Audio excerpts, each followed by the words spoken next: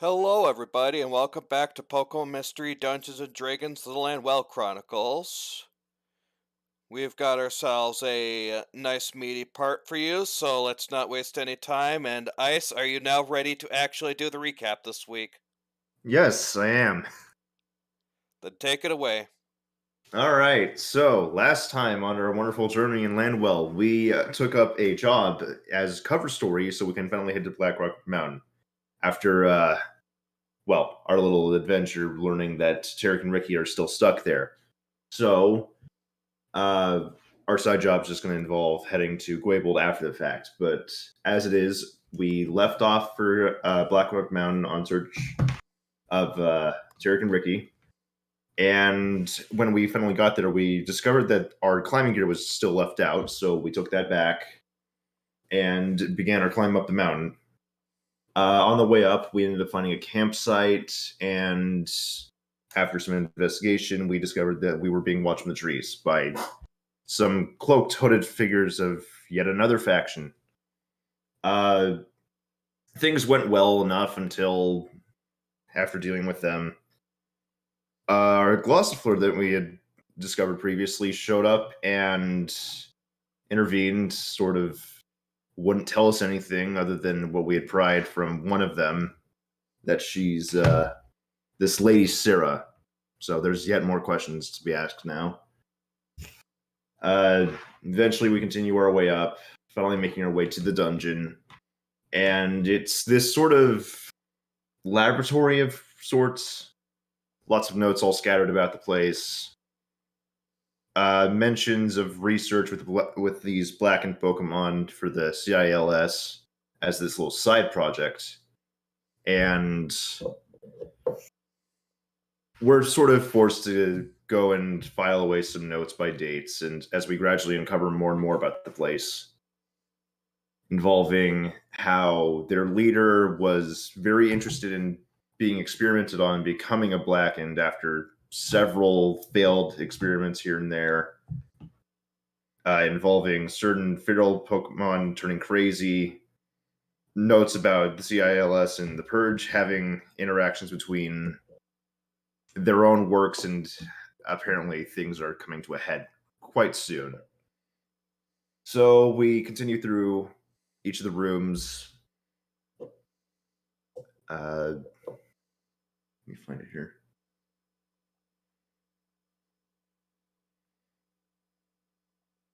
I'm definitely grazing over a bit here in terms of actual explicit details, but as we go through the dungeon, we're generally locked behind doors by this creepy laughter, and we're never really able to turn back lest something bad happen. So eventually we file away all the notes, and we're met by this Miss Magus, who offers to finally tell us some answers under the exchange that we have to fight her crazy friend of a Bayonet. All we have to do is, not listen to directions and actually finally go through one of the doors that had locked behind us. So we did indeed end up doing that after a bit of a tough battle. We're finally here, and finally, hopefully, getting some answers. Okay, a little bit stumbly in the middle, but I'd say give yourself a D4 of luck points. All right.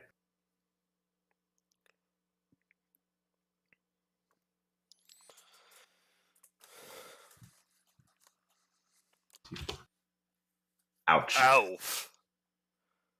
Parser giveth and parser taketh away. Don't you Parson wish just I was hates using me. Maiden? Yes. Alright, so This is why anyways, I believe off screen, Harold immediately began casting Lemon's tiny hut, correct? Uh, I think so, but I'll let him confirm it. Oh, shoot. I forgot I was muted. Yes, he did. Okay. So yeah, were you regular casting or ritual casting? I assume the latter, Ritual but cast. Yeah, ritual casting. figure just about as much. Okay, so yeah, you're ritual casting, playing your tune, that Miss Magius is sort of watching over you, waiting for you to be done with your little song and dance as this barrier surrounds you. She looks at it and says, huh, be glad you're in my good graces. This type of thing could be easily destroyed if I wanted to, but I really don't. It's not indestructible, but I do prefer having at least a modicum of safety in a place like this. Fair enough, fair enough. Don't rely on it too much in these types of dungeons, though.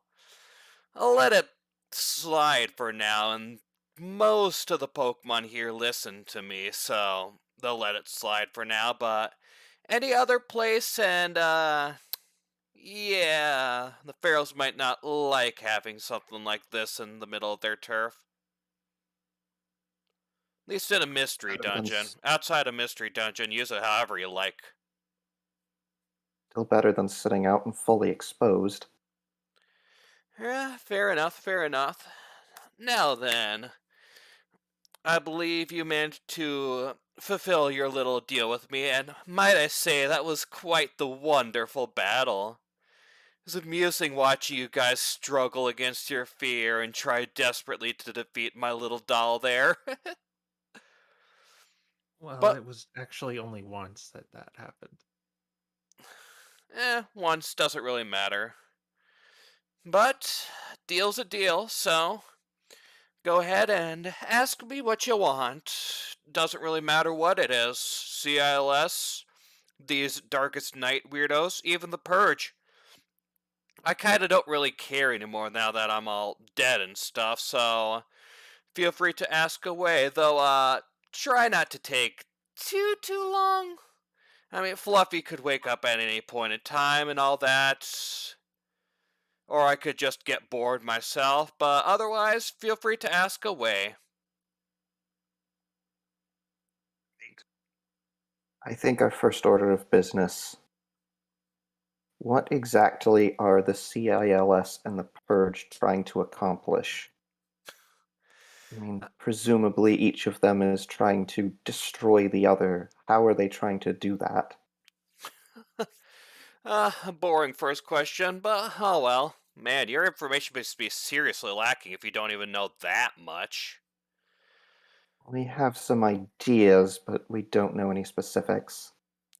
Alright, well, the CILS are basically Caldwell supremacists. They're basically salty that Caldwell keeps losing the war and stuff like that, and they want to just take over the entirety of Lanwell, like you do.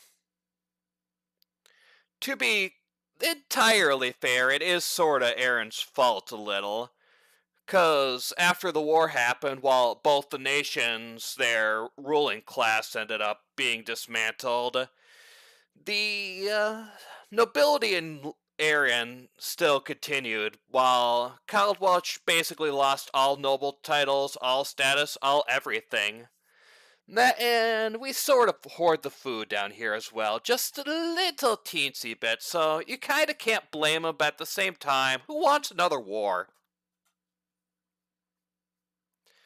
But that's basically their thing, and from what I've heard, they're basically planning on creating and controlling an entire army of feral Pokemon to make up for the ranks being slightly a little less strong than ours. We'll probably still lose, but it is what it is. You gotta do something after all. As for the Purge, well, after we learned that Caldwelch, or at least the CILS and Caldwelch are planning on starting the war again, we were like, war really stinks. So we decided, you know what? Let's make it so that war can never happen again.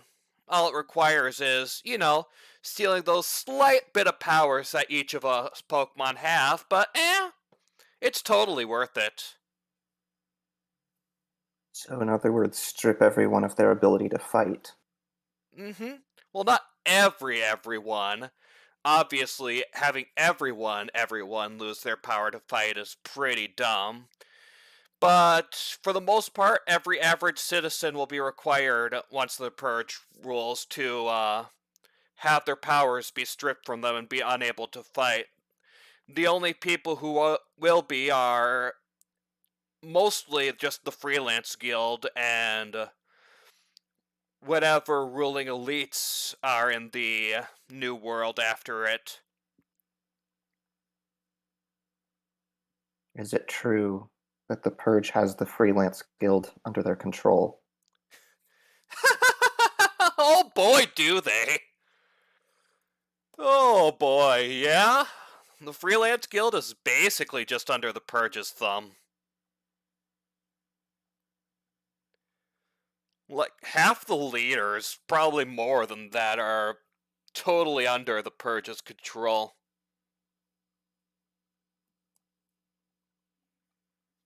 See.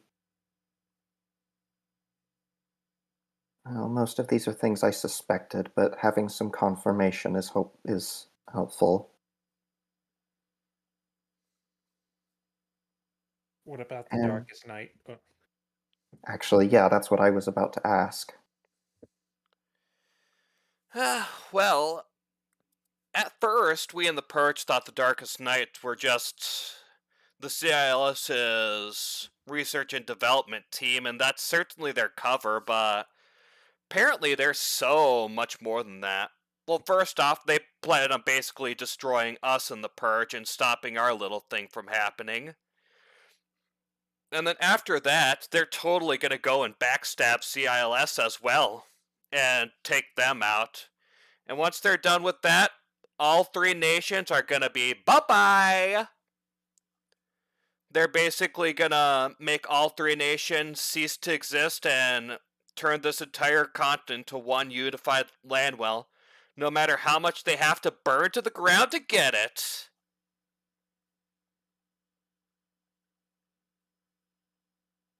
Basically, they think that's the only way they're gonna stop any conflict from happening is by burning it all down. I mean, they say they don't want to kill anybody, or at least not anybody aside from those who will inevitably die in the war, but still, they plan on culturally destroying whatever they can to make a unified Lanwell.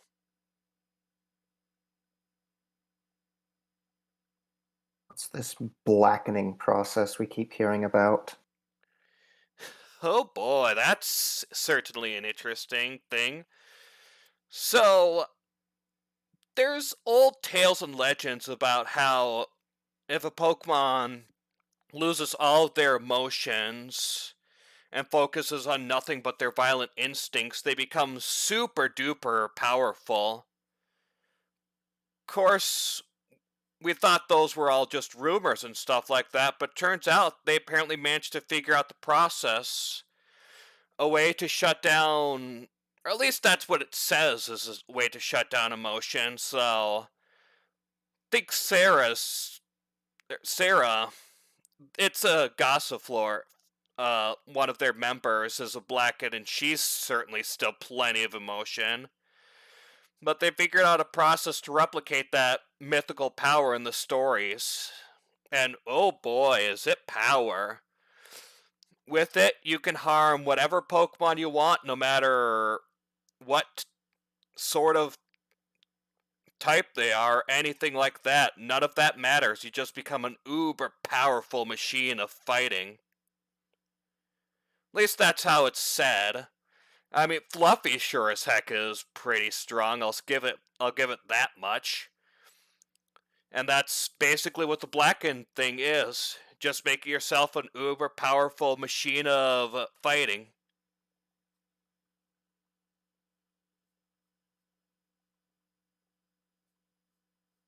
Presumably they want an army of Blackened then. I don't know if I'd say an army, so to speak. Like, right now, Darkest Knights are totally content with just mooching off of CILS. My guess is that after all the war is over, and once both sides are inevitably, weakened, obviously, because, you know, giant massive war, tons of death and stuff like that. They're gonna roll around and use their superior power to basically finish the job. How cowardly of them, if you ask me. Cowardly but effective.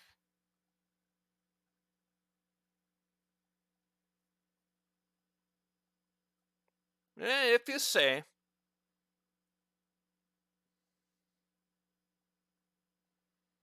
Does anybody else have any other questions, or am I okay to keep going?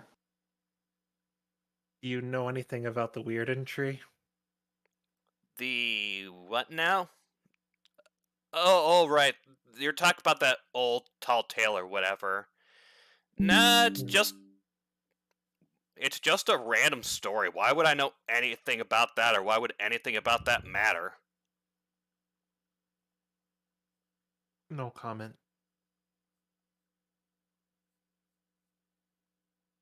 What about You- those red crystals from the Trophanel Islands? Oh, you've seen those crystals, have you? More than I'd care to.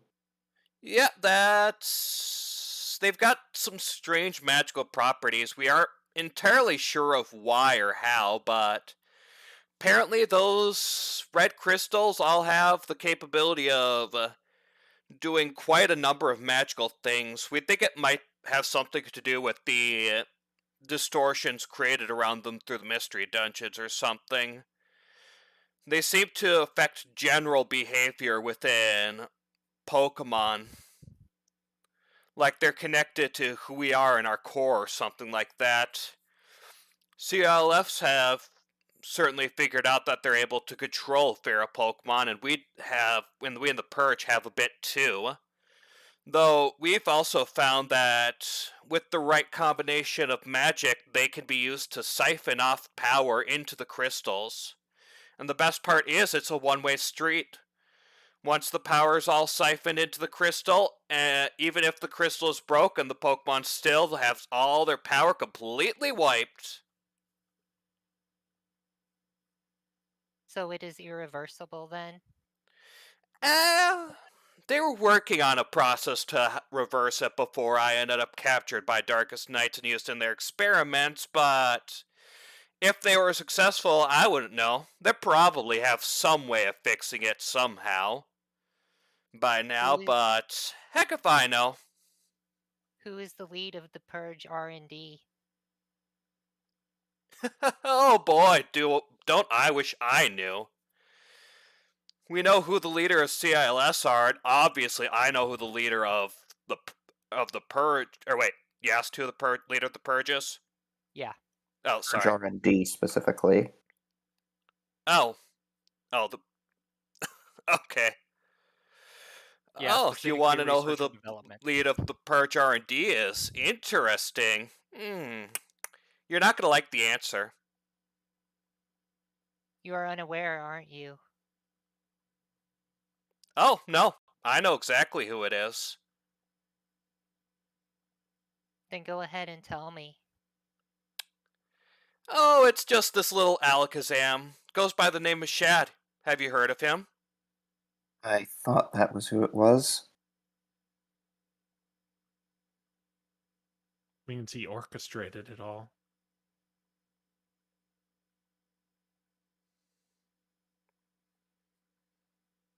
Those three mystery dungeons. Rainiel's just kind of sitting there, kind of pondering this for a little bit. In other words, I'm writing it down. Give me a second.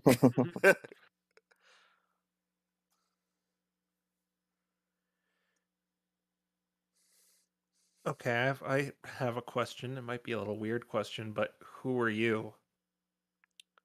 Oh, you're wasting your time asking about little old me? Mm-hmm. Well, alright, if you wanna. In life, I was a member of the Purge. I was one of their spies. Used to be a Malamar, and my name is Alice. My job when I got captured was to figure out more about CILS's R&D team, because we weren't aware that they were the Darkest Knights at the time, and I don't even know if the Purge is aware that these guys exist or not. But I ended up captured, and well, I'm dead now. Such is life.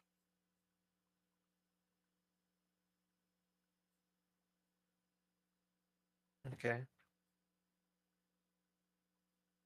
And I probably assume you don't know what they're doing in light of you getting captured. What Darkest Nights are doing? Oh no, your team members in Oh, Purge. after I was captured, I don't know what they're doing. Last I checked, they were still working on their experiments and working on a counter. By the sounds of things, they managed to get a successful experiment done. And it certainly got those Darkest Nights weirdos all up and bothered, but beyond that, I don't know nothing about what they're busy with. Does it Well- have anything to do with Ultra Beasts? Ultra what now? Ultra Beasts. And Raniel's just going to display one of his tentacles and wave it at her. Uh, Harold's going okay. to pull out the piece of Kaylin's wool he's got and cast Minor Illusion and create an image of a buzzwool. Okay, that's something new. Never seen one of those things before. It knocked out one of my teeth. Ew, dang.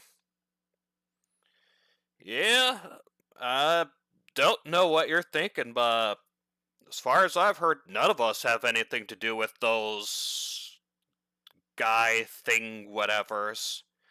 I haven't seen them in the Purge at all.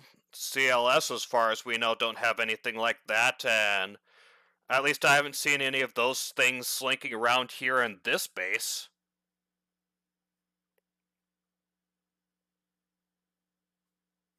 They were associated with anyone, I would think it was the Darkest Nights. But apparently not. I would No, think it would I be haven't the Purge. seen none of those in around here at all. I would think it had been the Purge due to Shad's presence during my incident. Mm. I think they're more connected with Fleffel on what he's doing.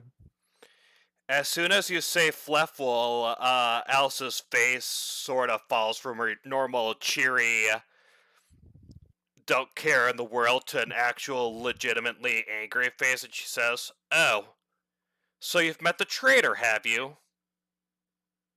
He used to work with the Purge, I'm assuming. Oh, yeah, he's the one who first introduced those red crystals to us and first told us all about their properties and really helped us with our research on purging Pokemon's powers. So I thought he was weird. I mean, he's got that weird armory stuff, and he's certainly a weirdo in many other ways, but I thought, he's probably on our side. And then, what do I know? When I'm captured and stuck in here, he's one of the scientists experimenting on me. So he was working Darkest Nights. Well, Yep. from what we've gathered, he's trying to propagate war between all three of these factions. Really now. Well, he's proud. Well, then he's doing a bang-up job if he's managed to get us all closer to our goals. And So if he was working for the Purge and then helping with the Darkest Nights, doesn't necessarily answer who he's working for. It could just be his own objectives, but he could just be a part of the Darkest Nights. he's trying to get that tree I mentioned to appear. He is also And- working directly with Ultra Beasts. Yeah, really. He's doing all this just so that he could see his favorite tree. I knew he was a weirdo, but wow. Well, since you I don't know if you directly know him. Do you know anything about Fluffwell, like that we could maybe use to locate him, or if he has any weaknesses, or I mean, in terms of weaknesses, it ain't like we've ever fought against him or anything. But, I don't know. If you don't mind doing dirty tactics, I hear he has a daughter somewhere in the world or something. I don't think he cares much about her. Beyond that, I didn't really work too closely with him. Like I said, he was part of our R&D, and I was a spy. I only just saw him around on occasion, so I didn't get much time to know much about him. Did you see him hanging around with anyone? Aside from the R&D team, no, not really. I saw him there working with our experiments, and then the next he'd disappear.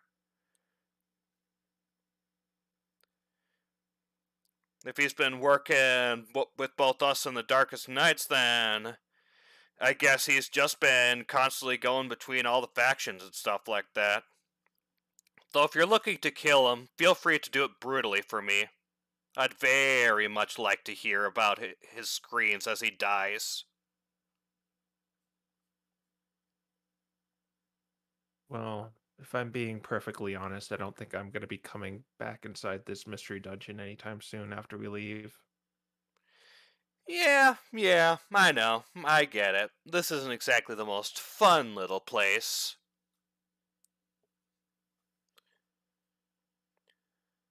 But do any of you guys have anything else? Speaking I of, do. oh, go ahead. No, I insist. You first. Speaking of leaving mystery dungeons,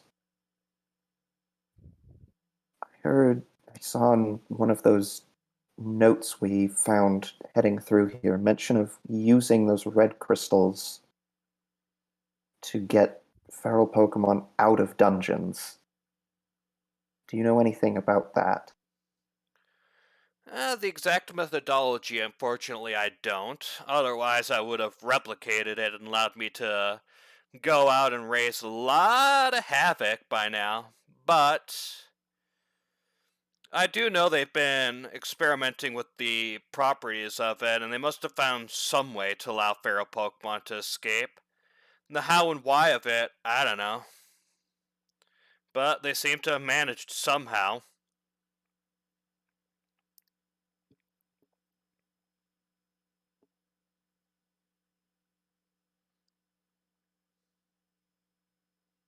If it helps at all, before she decided to vacate this little place, that Glossifer was making these pretty little necklaces that held those red crystals in it.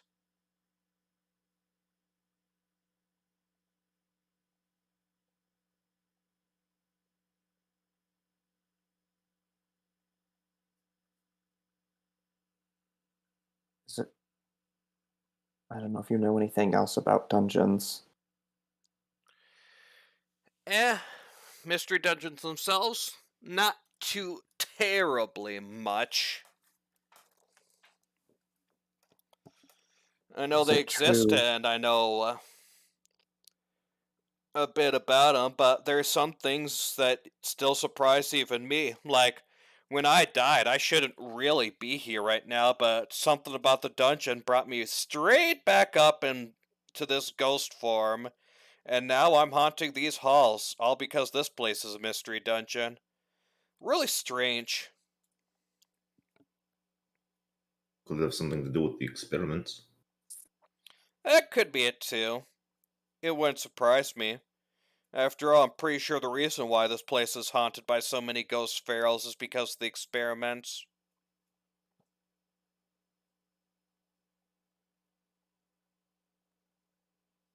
Anyway, Brenyel, Okay. Renyl's going to subtly uh, uh, psionic sorcery cast detect thoughts, and he's going to say, Who is the leader of the Darkest Knights? Oh boy, wouldn't I wish to know. Fortunately, I never met the guy. See, here's the thing. I was, technically, if you've seen the notes, you would know that Sarah technically didn't have permission to experiment on me, but she did it anyways, and behind her boss's back. 'Cause of that, I never got the chance to meet him, and her thoughts seem to suggest the same. Do you have any idea of why he would like us so much? Like you guys. I don't know. Are you part of any groups or anything? Not particularly. Lady Sarah simply mentioned that he is particularly fond of us. Yeah, well, can't really help you there. I mean, if it helps any, we know, at least thanks to Sarah's notes, I know that their boss is in some position where he's been keeping an eye on us on the purge, but I don't know how that correlates to you guys or anything, and to be kinda honest, I also kinda don't care anymore. Ain't like I could do anything even if I do learn who their boss is. This is where I like have sweat like going down my forehead. Um, I have a really important question. Yeah? What does this yellow potion do? Oh. That yellow potion. Let's see. Let me check. And like while she's thinking about it, I kind of like look to the group with a knowing glance.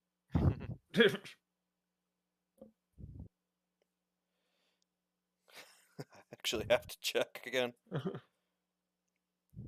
Oh, that one. Okay. She looks at that and says, "Oh, you lucked out. That potion is a potion of necrotic damage resistance." Okay, thank you. Yeah, I have no idea who it could be.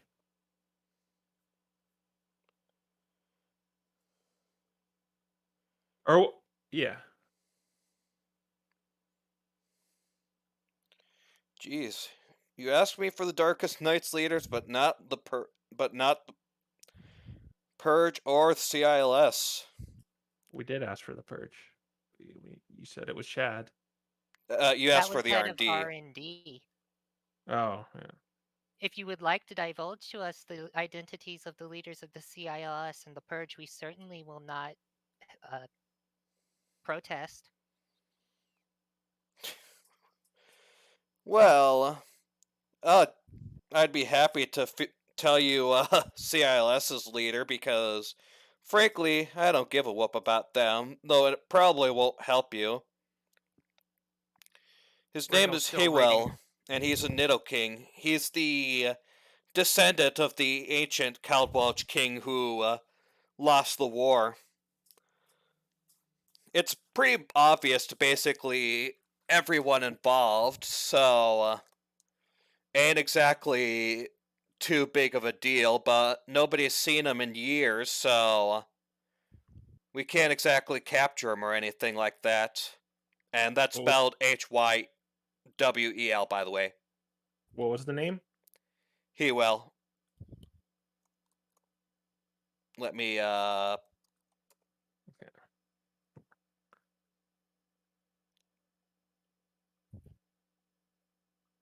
And the leader of the Purge?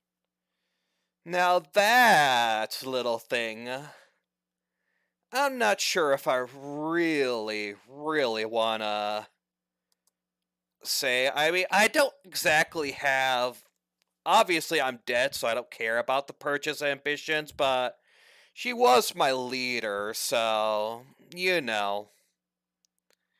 And what do her thoughts say? I was just about to answer that. Her thoughts say that plus Estes would haunt my grave if I told you about her.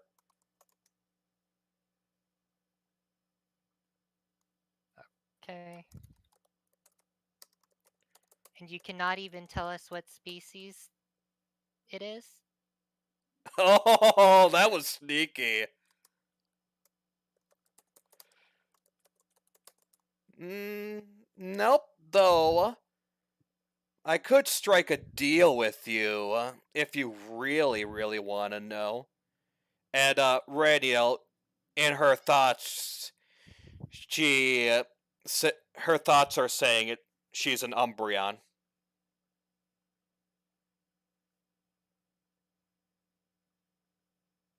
No deal is necessary. I am not that interested. If you say so.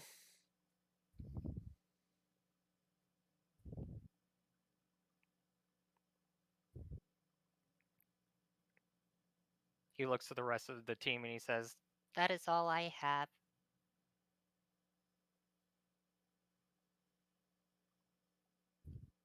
Said our friends that we were in here after safe, sort of. Mm-hmm. What do you mean by sort of? They're in the same room Fluffy is in, so, if Fluffy wakes up, Fluffy'll probably maul him to death. How long have they been there for? Quite a while. I can't exactly give you time because, do you see any sunlight filtering in here any ways of telling time? Fair point.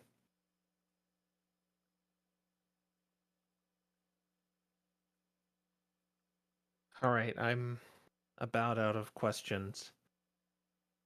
Is everyone here satisfied? Can only think of one more. Is it true that feral Pokemon are Pokemon from the outside who have become trapped inside dungeons? Ooh, interesting question.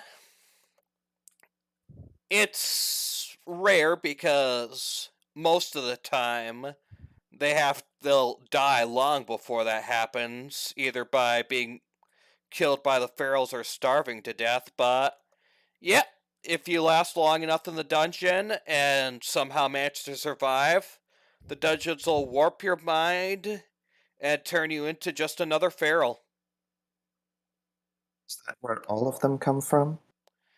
I don't think so. For a couple of reasons. First off, there's too many that seem to be thematically appropriate to the dungeons for that to logically make sense.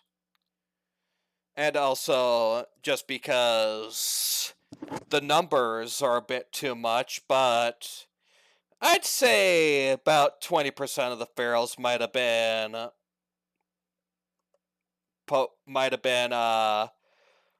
Pokemon who ended up lost. And Radio, mm-hmm. in her thoughts, you hear her think, I wonder whether that kid Thornton ended up throwing into the dungeon, survived, or became a feral. Got it.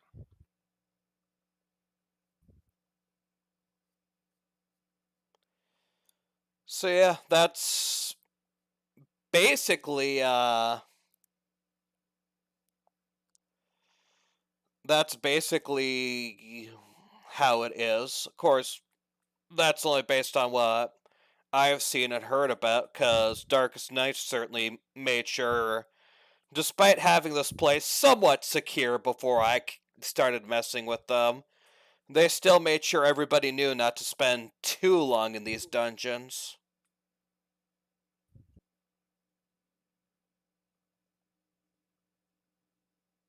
And Renul says, Do you know why Thornton threw a kid in the dungeon?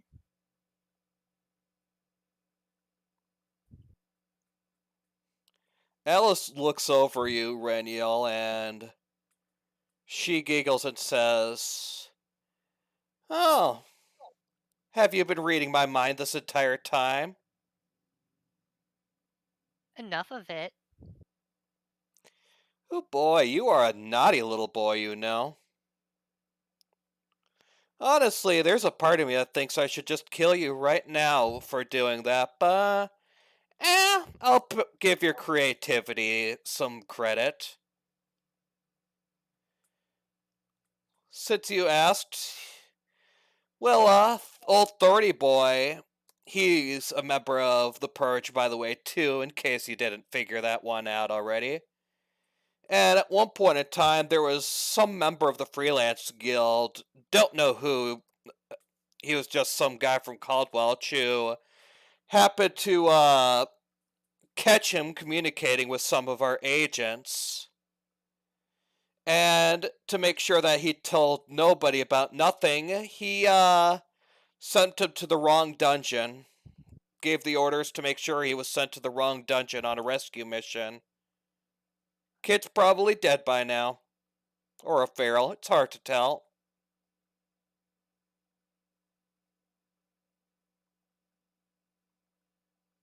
It wasn't from Caldwelch.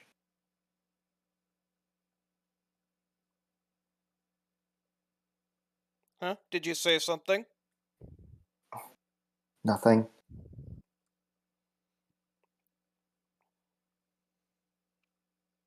We should get going. Alright. Yes. Thank you for your time. You're welcome. Now then, enjoy your little rest from playing with my little doll. And then you can continue on and rescue your friends. Though, But yes, it was from just... Caldwelch, my mistake. I was just about to say, I'm pretty sure he was from Caldwelch. Though, just so you know, there's a bit more you're gonna have to go through before you end up, making it down to the dungeons.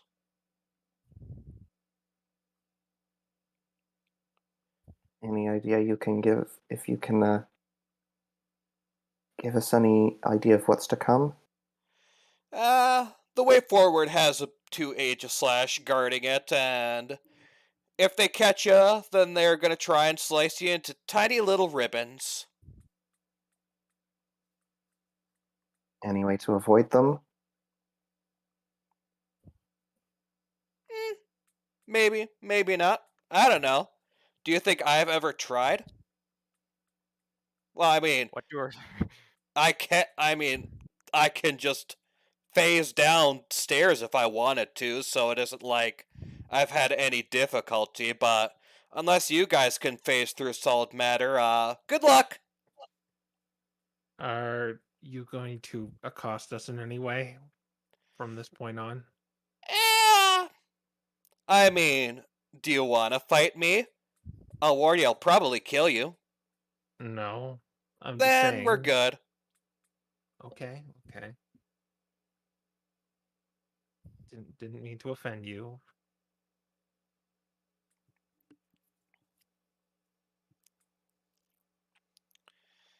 Well, anyways, if that's all the questions you have for me, I think I'm gonna leave this little bubble thing and let you guys have your little rest. Good luck and try not to die before you leave. We'll do our best. She gives you a giggle and then she phases through the ground and disappears.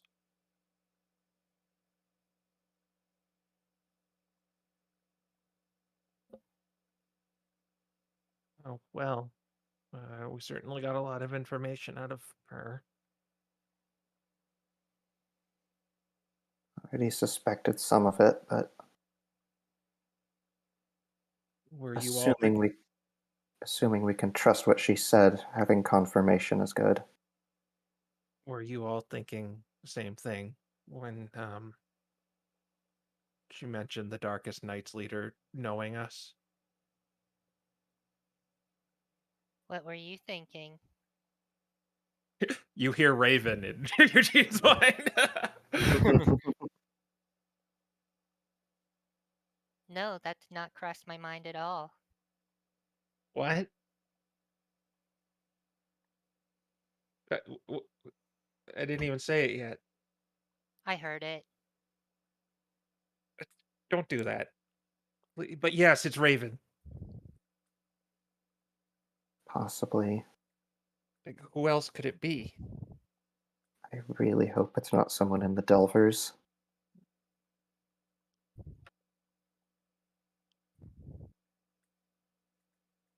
Oh man, I've already had trust issues.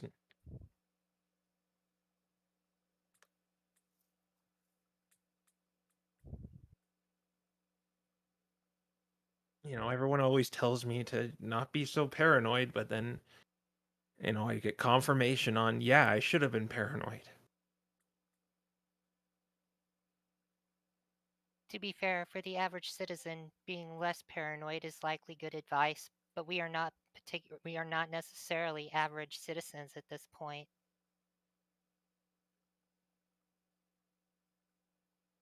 Well, we should focus on saving those two before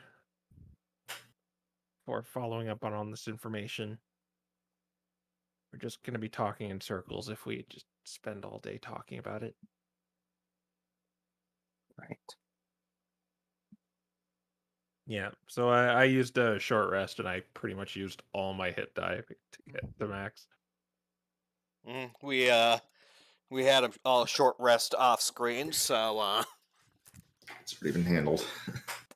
I'm also going to give Sergey the Pounce Wand. Okay.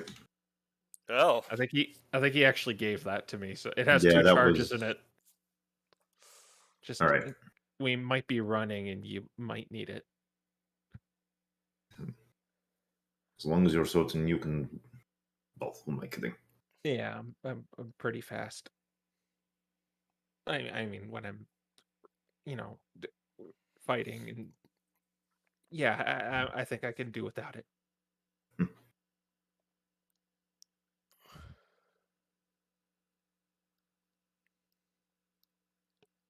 All right. So, are you gonna rest for the hour and then attempt to leave, or are you gonna actually try and stay for the entire duration of Lemon's tiny hut?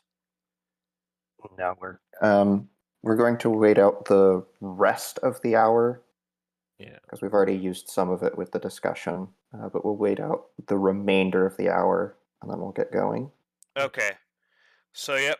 You wait out the hour, and as you remember from last time, continuing onward is through the is behind the whiteboard. Did we have any items to attune to? Just so I'm not forgetting. Uh, I don't think we've got anything. Renier wants to attune to one of those mind protection rings. Oh, right. All right. Yeah. Yeah, you have a bunch of those. I'm definitely gonna slip one on after You'll read my mind. I think I'll take the third one if that's okay. I have a fair bit of information that I don't want people getting, especially not people in the guild. Yeah. Are they attunement? I believe so. Let me check just to be sure. Yes, it does require attunement. Okay. Yeah.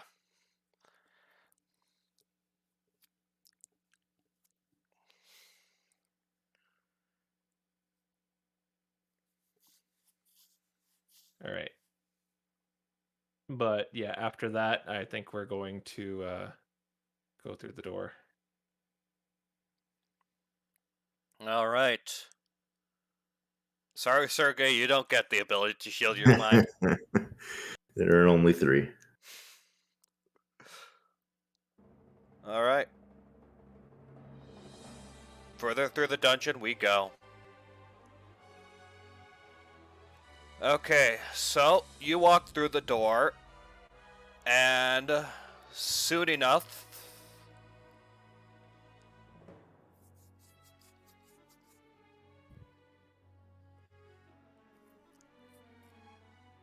Yeah, so soon enough you see that as you crawl across the passageway that the metal floors, walls, and stuff like that seem to be overtaking the cave, and you start ending up in more of a lab-like area than more of a cavern-like area. As you move forward, though, there's also a bunch of... everything starts looking broken. In the next room, you see the desks are broken, there are beakers with, like, unknown liquid broken with shattered shards of glass all over, and there's even some rust overtaking parts of the area.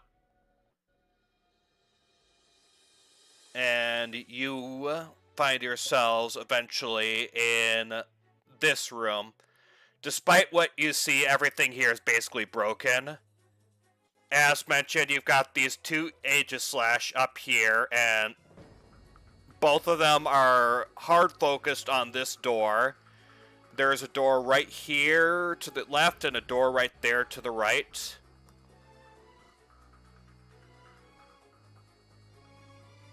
Alright. And yeah, Are a they bunch of broken stuff in this room. Like someone ransacked the place. Are they the same metal doors as last time, or are they... Yeah, the same metal doors. Okay.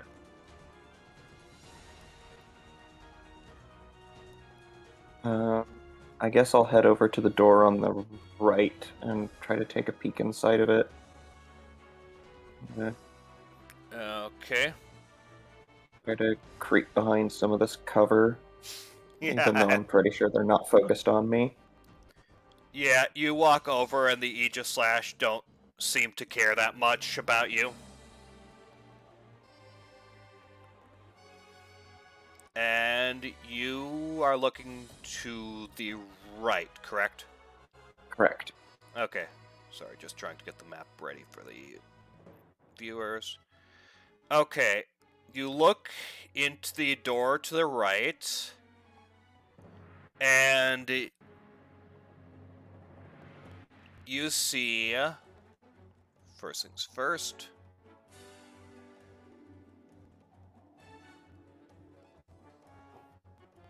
What you see inside this room is you see, well, first off, a door on the other side.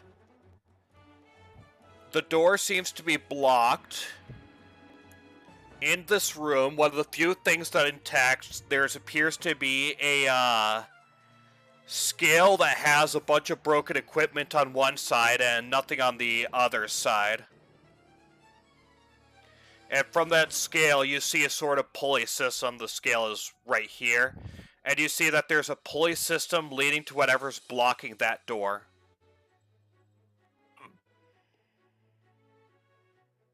Question about these guys. Are there, is their line of sight just going to the door, or is it kind of going Yeah, around? it'd be sort of like... It's not up to the door, but it is sort of like that. Okay.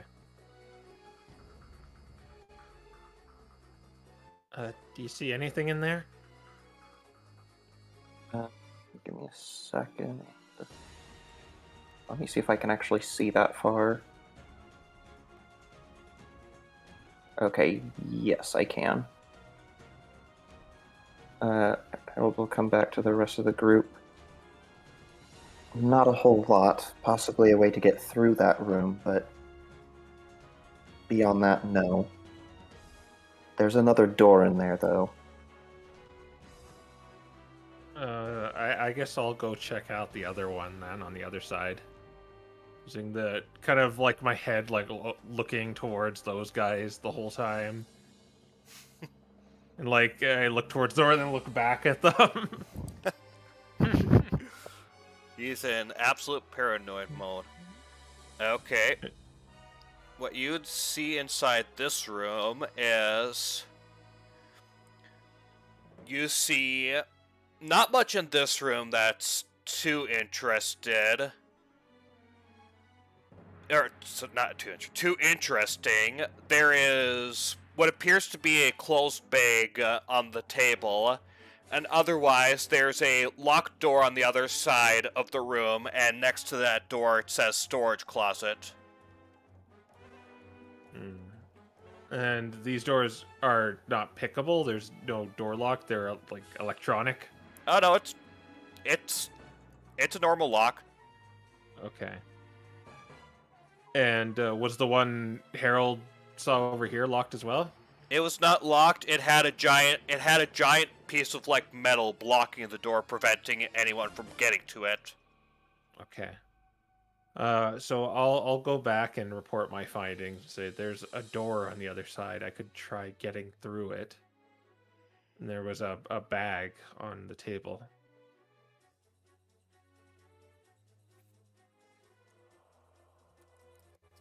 Maybe let's try that way first. Right. Yeah. All right. I'm So concerned this is what happened last time we had you attempt to pick one of these doors. I'll try and open the door. So you're gonna go into the room and pick this lock over here. Yeah. Well, I'll go into the room first, and maybe we'll check out the bag. But that's generally the plan I have. Yes. Okay, are you all following him? Yeah. Yes. Yeah. Okay. So, as you all go into this room, the door does not close behind you, nor do you hear any laughter. And Renuel is going to summon his mage hand above the bag, and he's going to look at the others as though asking permission to take it. Yeah. I nod. Renuel does so. He grasps the bag with his mage hand, Okay. and he picks it up. Okay, you pick it up. It You floats hear a over. bunch of, like, metallic jingling in there. Not like keys, but more like a bunch of metal stuff clanking together. Alright, it floats over and he looks inside of it. Inside, you see a bunch of broken equipment that almost looks similar to what Harold saw on the scale. Alright. Renuel will I hold think on I know that. how to use this. Maybe we put it on the other side of the scale. My thoughts exactly. All right. Well, I could take a crack and try to get through this door. All right. I want to try and lockpick the door. Okay. Give me your lockpicking check. Plus proficiency, so that would be +8.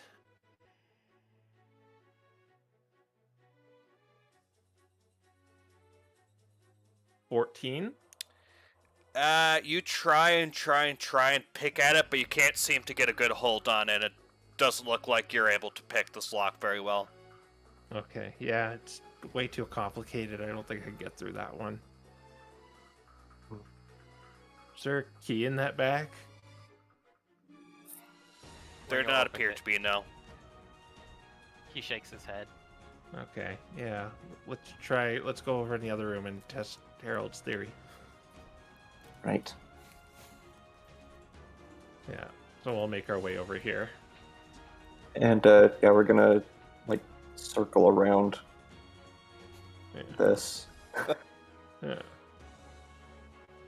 Okay.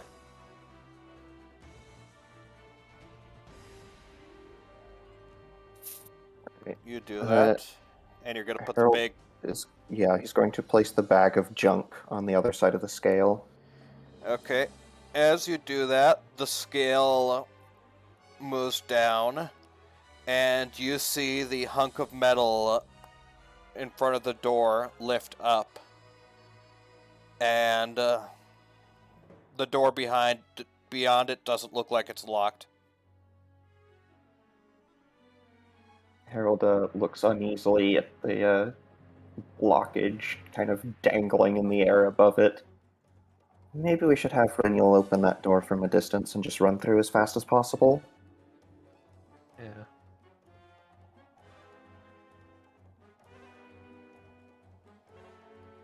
Okay, he's within range of the door. Okay. Open sesame. You open the door. Right, go, go, go, go. Yeah. All right. Lost control of my token.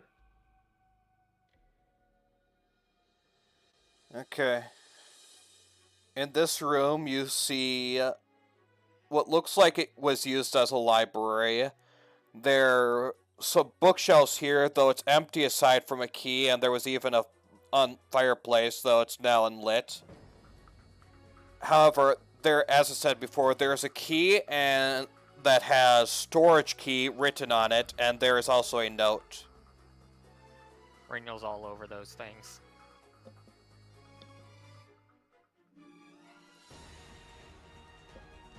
Roll up the rug and stick it in the bag of holding.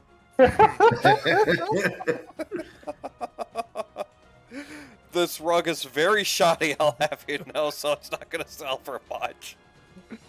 As everyone's like looking at me as I stuff it in, I'm like, well, you never know, right?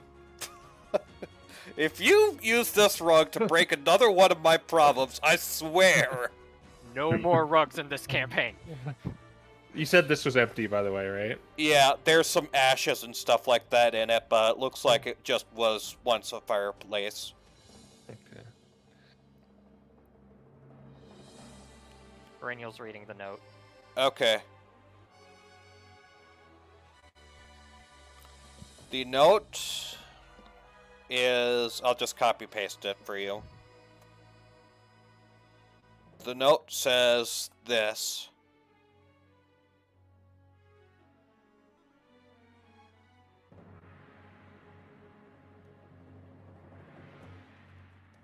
Okay.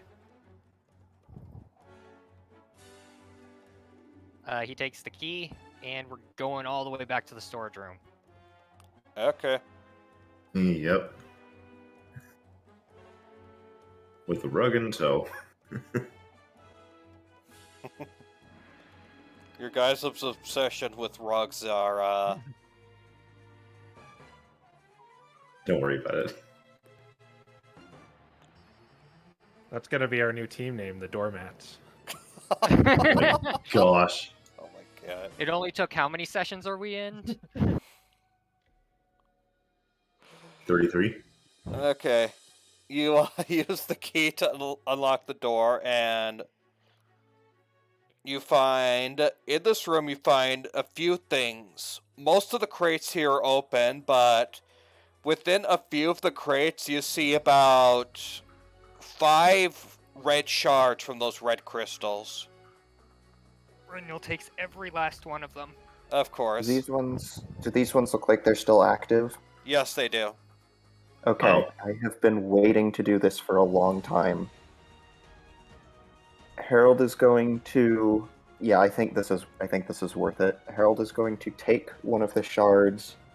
He's going to pull out his scroll of Identify, and he is going to use it to cast Identify on the shard. Okay, Identify as level 1, right. Yes. Okay, first things first, there's a note in here, so let me get you what that note says. And then Yes, I'll it's look a up note. Identify to make sure exactly what information you'll get. Imagine if the note is just exactly what the red crystal. Yeah, I guess if the note covers everything I get from Identify, then we'll go with that, but... No. The note, I just posted the note. So it says the exact same thing as the last one? No, it it's doesn't. different. Oh.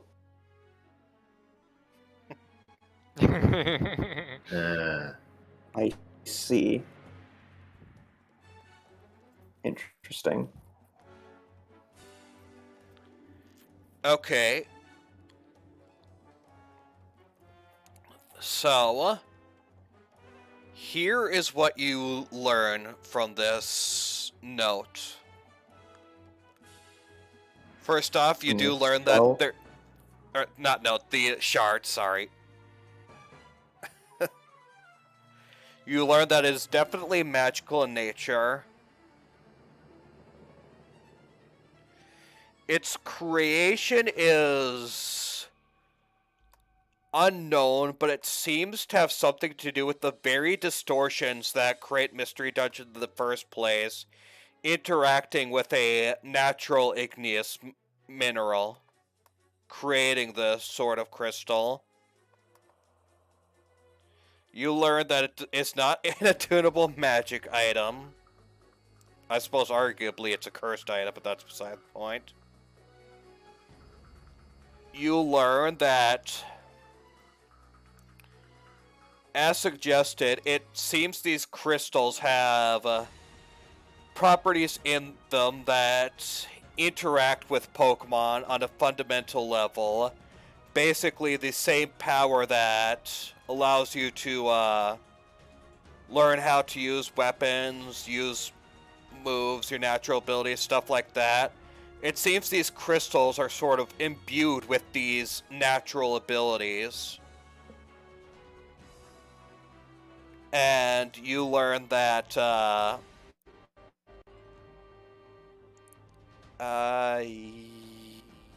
I believe that's what you've learned from this.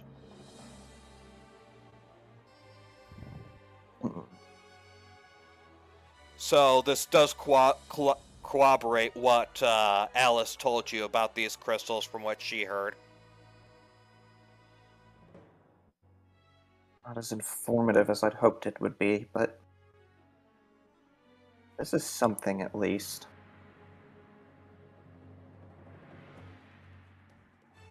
Do we know where they put the crystals, the two we're going to save? Because the Delver said they were in place, right? It's not these. These ones are still active. Yeah, you could sense that it does not have the properties that the Delvers put on the crystals. Yeah. Is there anything else in these crates? No, the crates are otherwise empty. Okay. Well, we got two contradicting notes, and what do we want to do with it?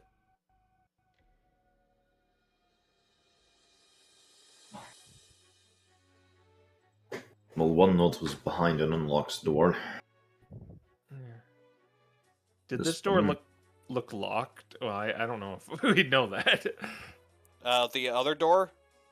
The one in the center room. Oh, it didn't look locked, no. Okay. I think we should try sneaking past them. I think we should fight them.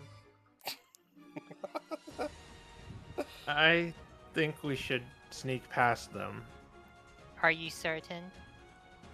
If we sneak past them and they investigate the source of the noise, they will simply go back when they find nothing. And then when we are trying to escape, they will be there waiting for us.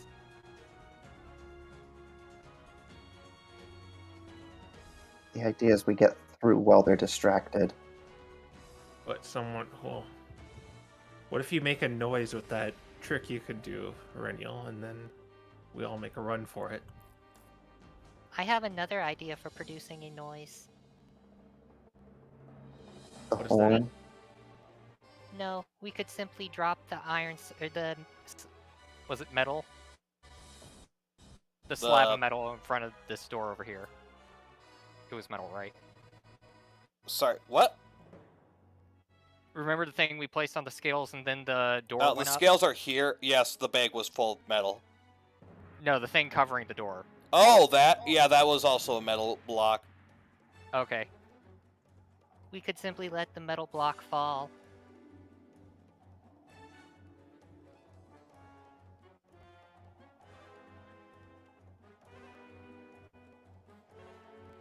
Well,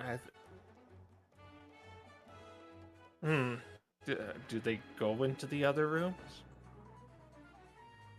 There is only one way to find out. I have to do that without getting spotted.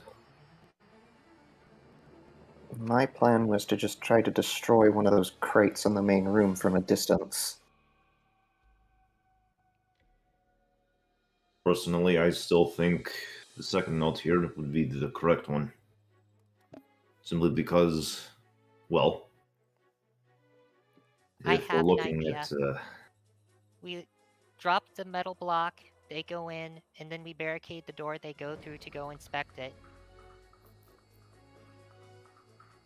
Not a bad idea. They'll probably take down the door, or try to, but that should buy us enough time.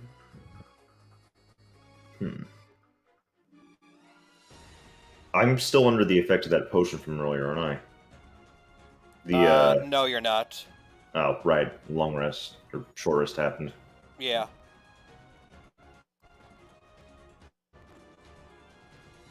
Dang. Well, I think we should go with Renniel's plan. We can get that to work. It should be effective, yes.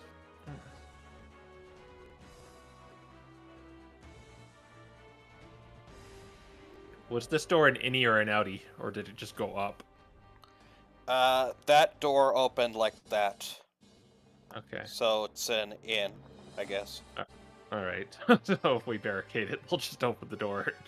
That's why we use a table and prop a table up against it. Just flip this table against it. They're fragile enough from behind. We might be able to just hit them briefly while their backs are turned, actually.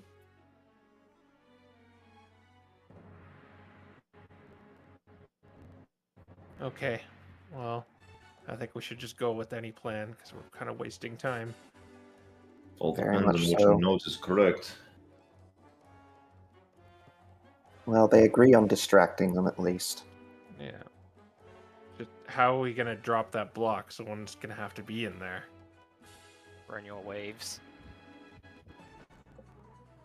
Just knocking one of those bags off of the scale might be enough. He nods. And he starts walking out. Okay, be careful, Renniel. Just prepare to move that table in front of the door as quickly as possible. Alright, Sergey probably should be ready to do that. Yeah. Position yourselves basically where you're gonna start this plan before. Yeah. Experimentally, I'm just gonna push on the table just enough to get an idea of if it seems like it's pushable. It seems like it would require a bit of force, but it does seem pushable, yes. Yeah. Is it like the heavy metal table, or It's not. what? It's heavy, but it's not impossible to lift. All right. Okay, can I set up... I can finally use this block and tackle system to try and set it up with some rope, just so we can easily pull it. If you could do that without getting the side of the Age of Slash, sure. Oh yeah, I probably have to hammer something into a wall, so never mind. Yep. Are those your final positions? Okay, yeah.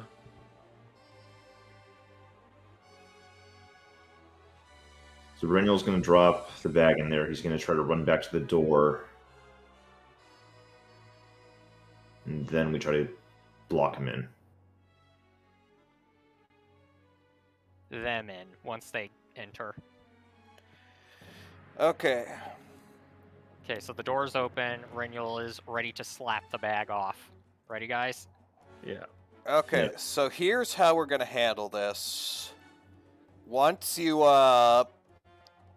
do that, I will, have initiative be rolled. Here. Not due to you being in combat necessarily, but just for the sake of positioning and stuff like that. And then basically, you each just do your actions as you feel, whether it's... And if it's just hold, then just hold, and we'll see where things go from there. So yeah, this initiative is just to make sure everything's happening in an orderly fashion.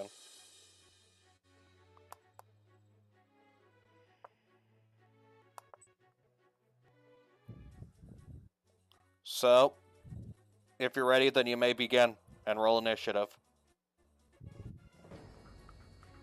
I got a 12. Very middle of the road 9. initiatives.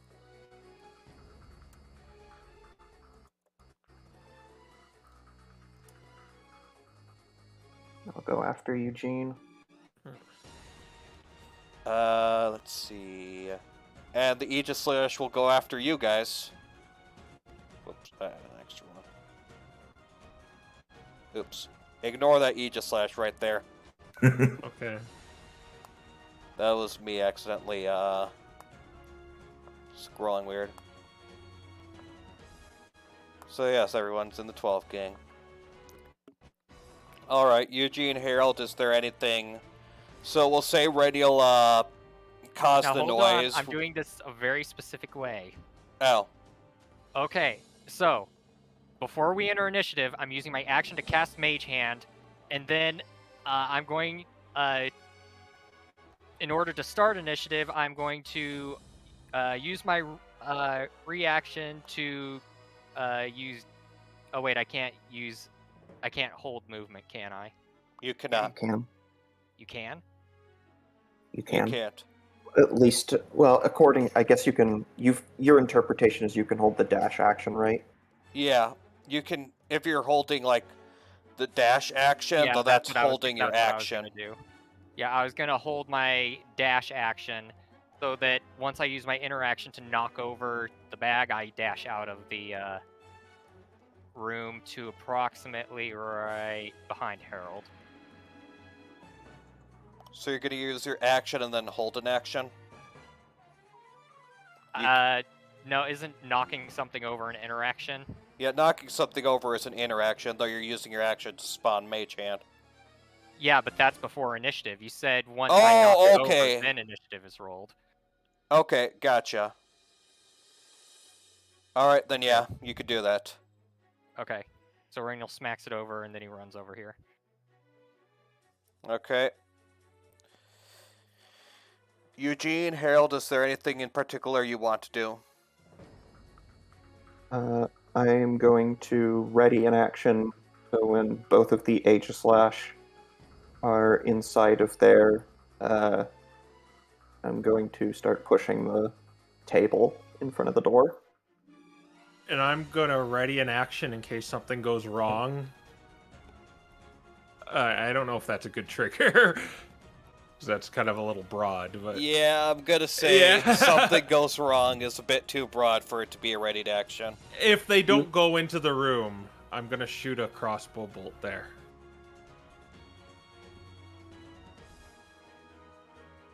Okay. Like, if they don't go in here.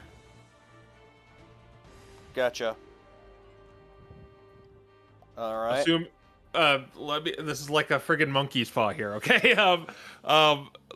And that does not include if they're not just using their movement. Like, if they can't get there with their movement, that's not included, right? Yeah. All I'll right. say if they go to the door but do not actually enter the room, that's when your ready to action will take place, correct? Yeah. When you Okay. ready an action, if the trigger comes up, you have the option, if you want to not take the ready to action. Oh yeah, that is true as well. Okay. Alright, anyways, with your ready to actions, it is these guys' turn. So, they hear the noise. They look over here, and they see you, Sergey. Oh, Good job, Ice. That is why I asked if that was exactly where you wanted to be. I was thinking about the angle we needed to push it in.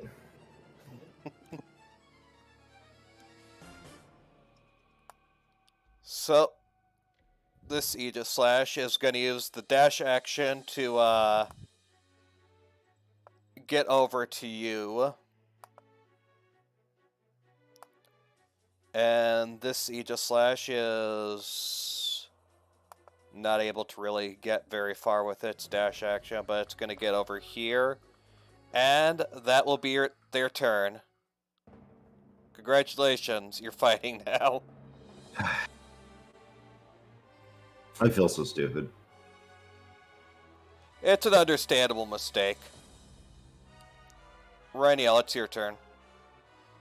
Oh boy. Okay, he's gonna use his movement to get back here. By crawling under the table, and then he's going to shoot a firebolt at the back of the Aegis Slash. The one in front of Sergey? Yeah. That angle... Yeah, I think if you're shooting under the table, then yeah, that angle should be fine. Okay. Okay, give me an attack roll. 1 second. Gotta figure out how this works. Your attack roll still works like your attack roll. Yeah, I just got different characters with different modifiers, and I can't remember which ones are which. Fair enough. Okay. Perennial's got an 8. 21. That hits.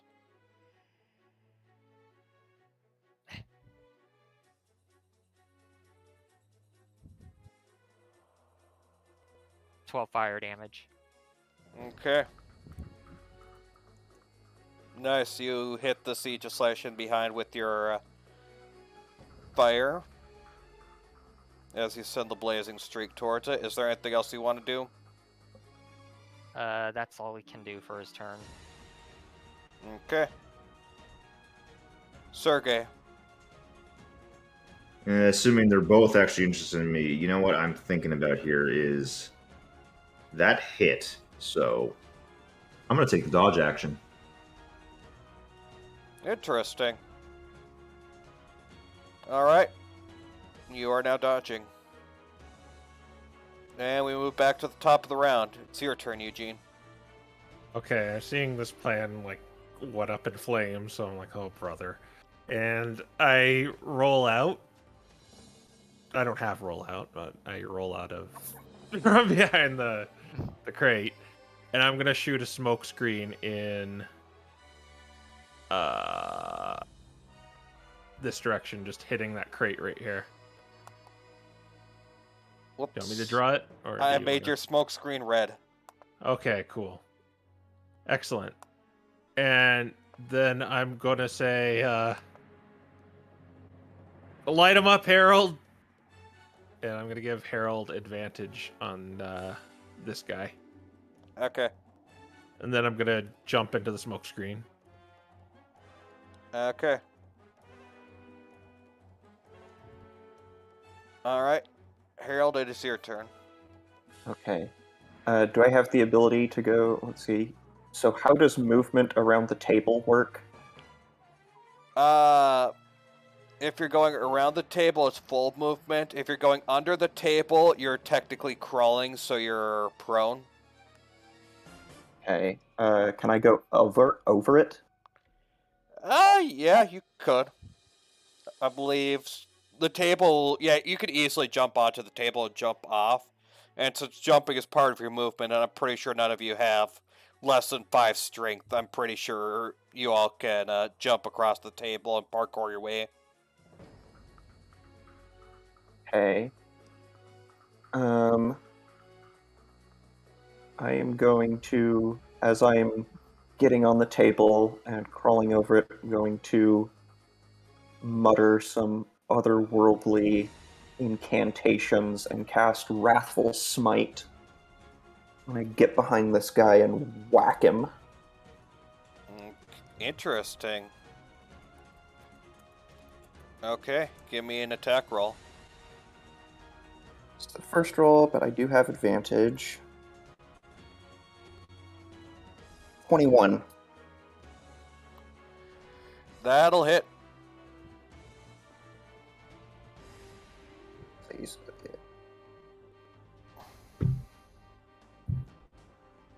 That is Roll going down. to be 10 points of slashing damage. And 3 points of psychic damage, and it needs to make a wisdom saving throw. Alright.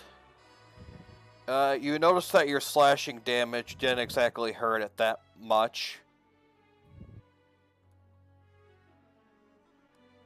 That is fine.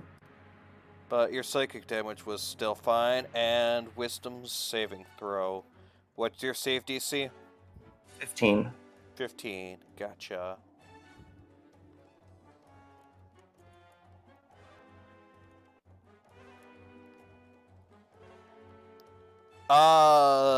It got exactly 15. Crud. Well, that's my action, my movement, and my bonus action. That's my turn. Okay. Alright. Let's see. I'm gonna check something, cause how this interacts with smokescreen is interesting. Cause let me remind you, this place is already darkness. Right. Right. So let me see if dark vision would work with like an obscuring, or if it's just dark itself. It doesn't, at least if it's conventional dark vision. Yeah, like the smoke kind of acts like a solid surface. You can't see through the smoke, even if you're in the dark. Yeah, that's what I'm getting from this as well. Okay. And yeah, at least with these guys, it is conventional darkness. Or conventional dark vision. Okay. So yeah, this guy is not able to see you guys, though he's aware you're somewhere around here. Instead of going through the darkness, he's going to waste some movement to go over here. And he's going to attack you, Reniel, with a distance slash.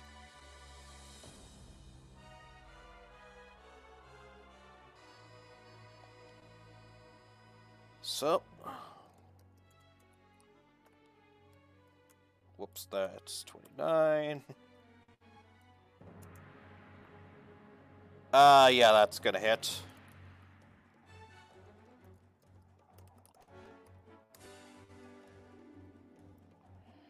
Reniel, this slash hits you in the side and you take 8 slashing damage. Okay. Now for you, Sergey. I really wish I had copy and paste. This thing is going to make 3 slashing attacks against you. Right. However, they will all be at disadvantage because you took the dodge action. Yep. So, okay, Have fun. that first one's going to miss. First attack misses. The second attack got a nat 1. That definitely misses. And the third attack missed. Wow, I didn't even need to roll the disadvantage. All 3 attacks missed. So yeah, this thing tries to swipe at you with its sword part, but thanks to your dodging, maybe, and also your armor, you managed to just cause it to plink off you 3 times, and you are unharmed. And that'll be the Aegis Slash's turn. Reniel, it is back to you. Yeah, he's gonna shoot another firebolt at that Aegis Slash that's attacking Sergey. Alright, give me an attack roll.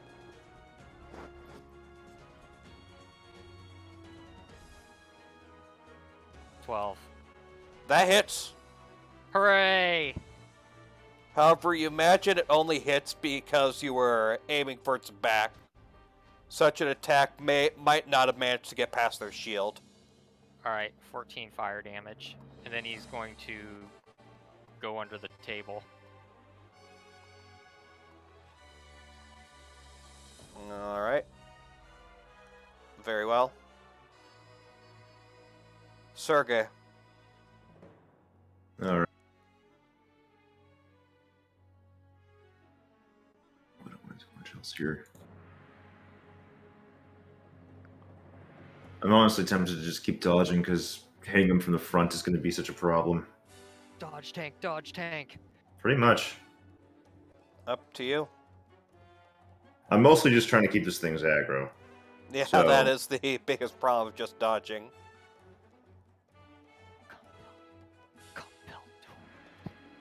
What? Oh yeah, that is a thing. But the problem is if something else hits him.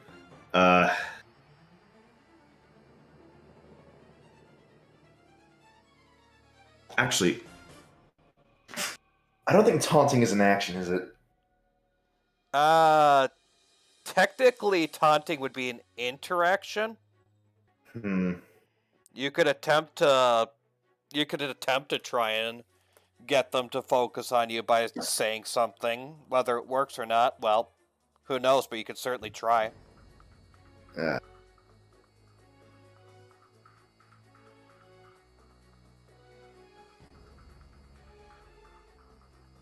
My problem is I'm not exactly creative right now to do that.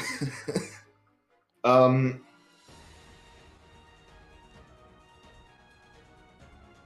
sorry, I'm being so indecisive right now. Make your decision quick. Yeah. I'm actually going to attempt to make a few swings at this thing just to see if I can actually get it to keep attacking me. Okay. All right. That's not necessarily what I want to do, but I need to make sure its back is exposed. So let's do 20 plus 6, yeah. I imagine 10 doesn't hit. No, its shield, it blocks that blow with its giant shield. Alright. And then we'll just go for it again. 18. That hits. Huh. Alright. It's 54. I'm gonna re-roll that.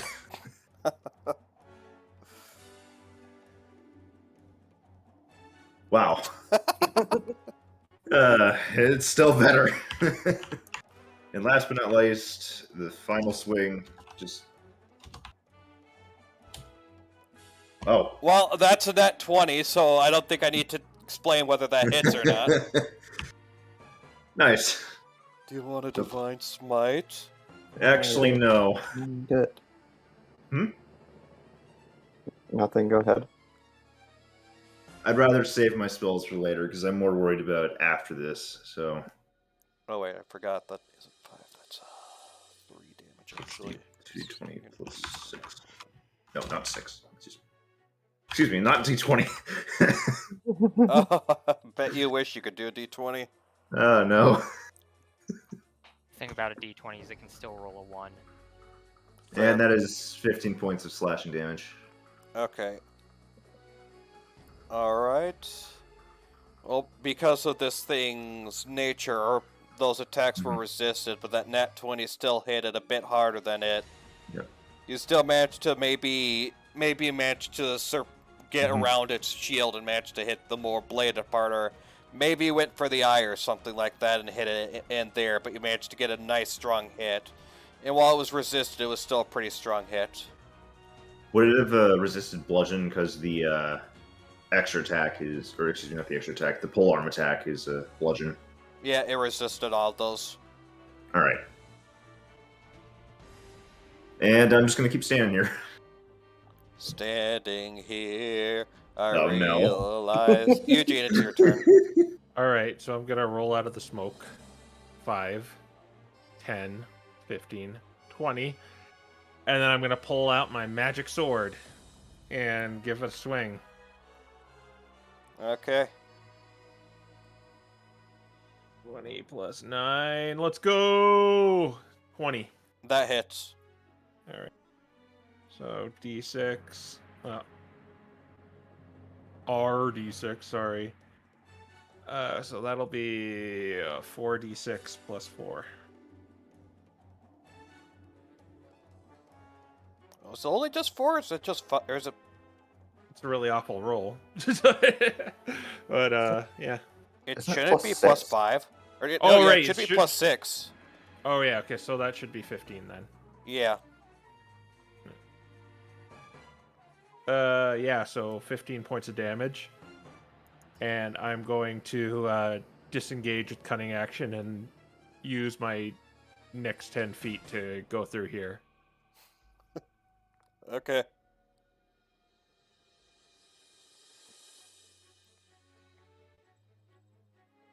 All right. Then it's your turn, Harold. Do not have good options right now.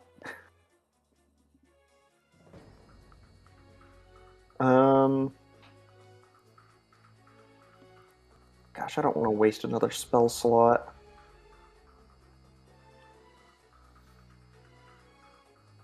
Yeah, I can't really do much that's effective from here. I am going to use a bonus action. Oh, I can't see Eugene right now. The only one I can see is Sergey. All right, I'm going to use a bonus action. You almost had it, Sergey. Keep going. Give him Bardic Inspiration. And then I am going to disengage, and I'm going to move into the smoke. And that will be my turn. Okay.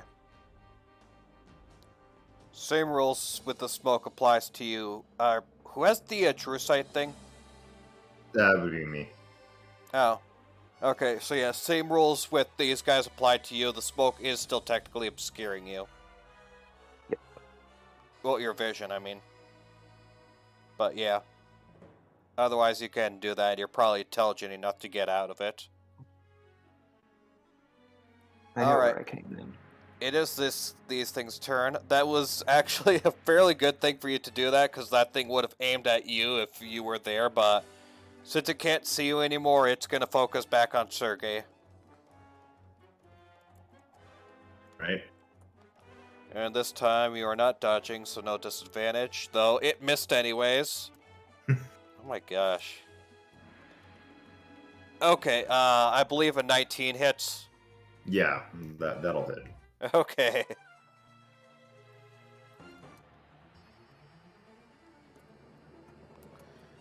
Okay, from that attack you take 13 bludgeoning damage. All right. And third attack will also miss.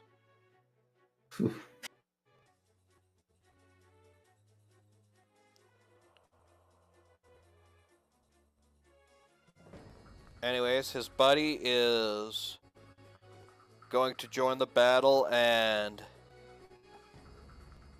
he's going to have to use a dash to get into your grill, so he can't do anything now, but he is right there. Okay. Rainiel. Another firebolt on this guy. Okay. Give me an attack roll. Oh. And we have a shadow you. I res spray. 12. Yeah, 12, same roll as last time, 12 hits. 4 fire damage. Ouch. Back under the table. Ugh. Do you have enough movement for that? Yes. You're just shooting from prone. Well, Rainiel's only a foot tall. I'm sure he can run under a table. Yeah. That's a very hard technicality, but I'll allow it, I guess. I did say rules that you should technically be crawling under it, but Rainiel is small. 10, 20.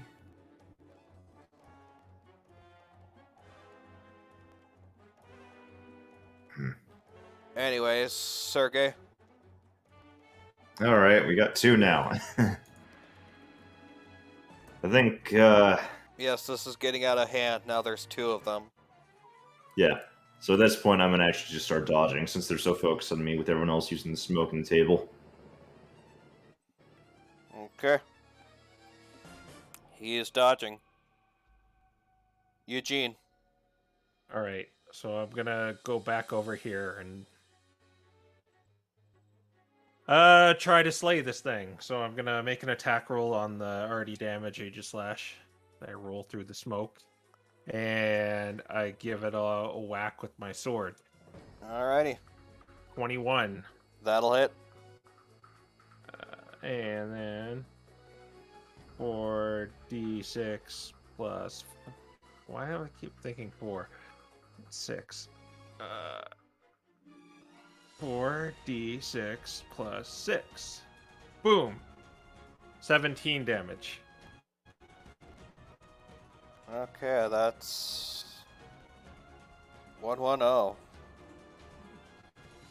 It is still got a bit of fight left in it, but it's starting to teeter a bit. Alright, I'm going to disengage and run through the smoke again. Alright. Harold. Okay. I'm going to trust that this thing won't be able to hit me when I move away from it. It's not even aware you were there, so yep. Okay. Then I am going to pop out and I'm going to shoot a couple of Eldritch Blast shots into the damaged one's back. Okay. That is a 17 That hits.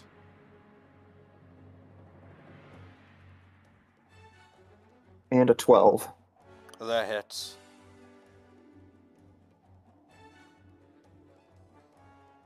That is a total of 13 points of force damage. Okay.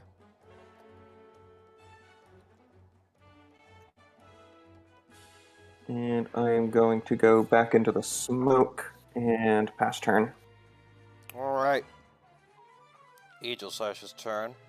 The healthy one is gonna give you some, or attempt to give you some right old knockings, Harold.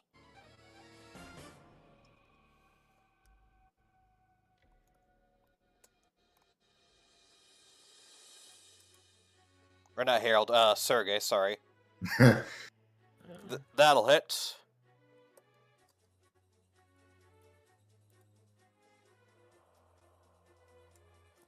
Harold, you take 11 slashing damage. Oh, wait! I forgot about your dodge. Okay.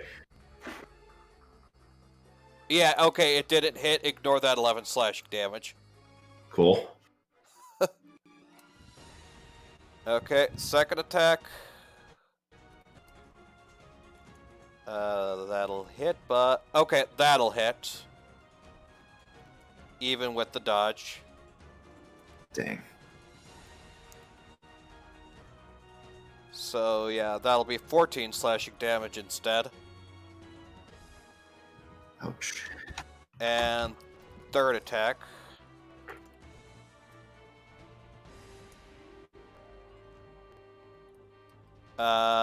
That'll miss.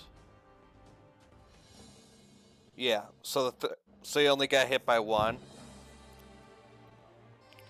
As for the second Aegislash, it's not liking that Eevee crawling under the table. It keeps hitting him with fire in the back. uh, So it's gonna try and hit that Eevee with an air slash. Yeah, slash! Oh, I thought it got a nat 20 for a second. It didn't, but oh boy.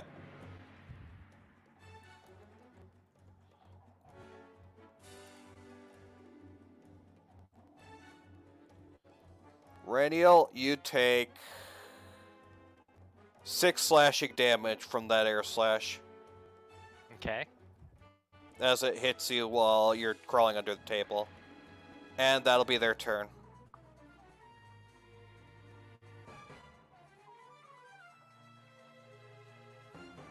Alright. Raniel's gonna go over here. He's gonna shoot it in the back with Firebolt. Okay. hold up. 24. That hits, and that's actually a high roll this time. 10 fire damage, and then he's gonna proceed through the smoke to the other side. Okay. This guy's down. Okay.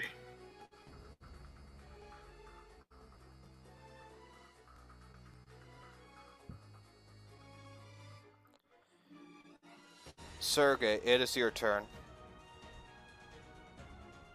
Going to first off. So this counts as cover, or the smoke is a cover or disadvantage for them trying to hit into it. They can't see, so it'd be disadvantage if they tried to attack into it. All right. Actually, angled a little weird, but I should still be able to see them because I have the goggles on. So Yeah, though. Yeah, basically your goggles. all right. Yeah, you could basically, despite there being smoke, thanks to your goggles, basically the smoke around you does not appear as if it even exists. In that case, I'm going to stand in the smoke and I'm going to take a few swings at it. Okay.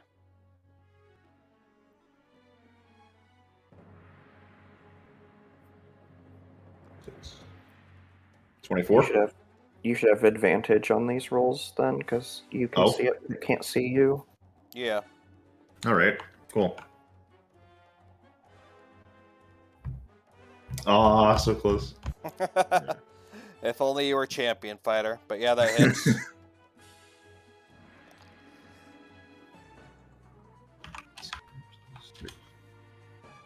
That is 9 slashing damage.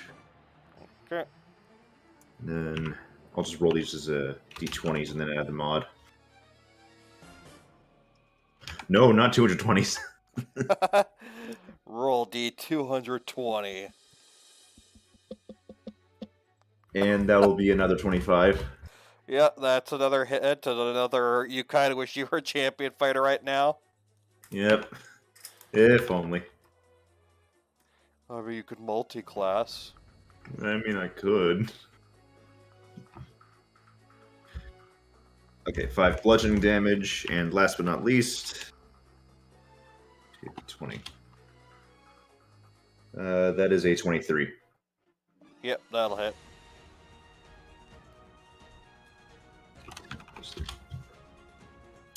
$11 slashing again. All right.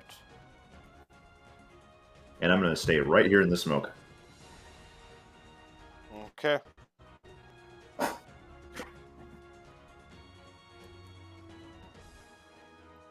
Alrighty then. Eugene, it is your turn. Hey, guys, I'm gonna make an executive decision here, and why don't we just go for the door? Reasonable. Yeah.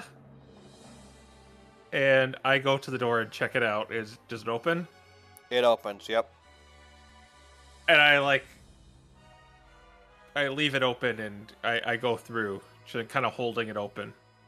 Okay. All right. Let's see if I have. Yes. If I dash, I can also make it through the door.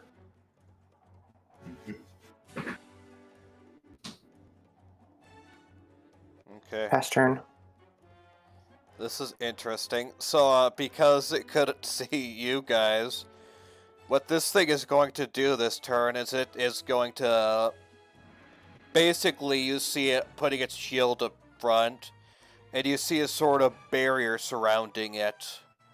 It looks like it's basically attempting to wait you out until either one of you appears around it or until the smoke disappears. And that is its turn. Right, Neil?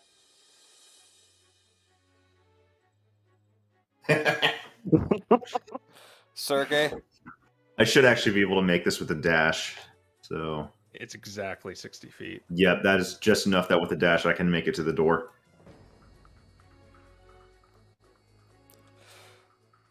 Okay, and since it was doing that total defense action, it could not take... Well, it also could not see it to take the op either, but it could not to take the op either way. Alright, you are out of initiative. Sometimes the easiest solutions are the simplest ones. Yes. Just be ready to fight it on the way out. Yeah. Okay. So, you walk through this door. And you see a hallway, and you see two things. A staircase leading upwards, which appears to lead to some sort of light that you imagine is the end of the dungeon, and a staircase leading downwards. She did There say are they were some down. feathers heading down on the staircase leading downstairs as well. And give me a perception check. Everyone? Yes. Well, Alright. everyone who could see, but I'm pretty sure that's everyone. Yeah. Yeah. 15. 6. Oh wait, 9. 20. That's those I got goggles, 6. man. Okay, Sergey, you notice that hidden between these two staircases is the faint glow of a red crystal. Let's see what we have here. I'm gonna investigate that. And just so it's just hidden under the staircase, or Between the staircases, behind some rocks. all right. Yeah, think you we want remove this. the rocks, and by the looks of things, the red crystal that you've been given, that's where they stashed it, was between the staircase. Oh, wow, that's a good hiding spot. Really is. I'm gonna put it back. Okay. Are you also going to put the rocks back as well? Yeah, let's make sure this thing stays hidden. Okay. But yep. Anyways, you've got a staircase leading up and a staircase leading down. And the staircase leading down has feathers heading down as well. Harold's gonna take a look at one of them and see if it looks like a surf-etched feather. It does indeed. Well, I think we all know where we need to go. Yeah, she did say that they were down. Maybe I should go look up ahead, or should we all go together? Might not hurt if you scouted a bit. All I right. can try to make us a bit more prepared for this. Right.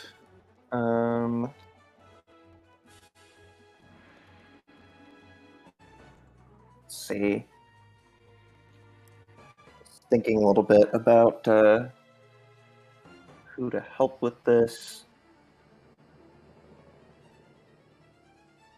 Do you feel confident in your ability to stay hidden, Eugene? Pretty good. I probably can stay hidden, but it's not foolproof. So we might want a backup plan. You've come this far. You've done things like this before. I believe that you can do it again. We give Bardic Inspiration. Okay, thank you.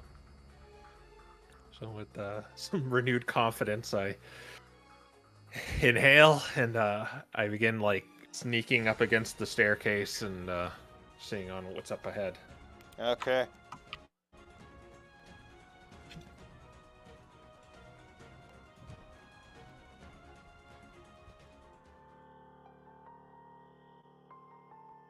Soundtrack change. Okay, so ignore the rest of you. Getting a purple, just the pink bar is 80%.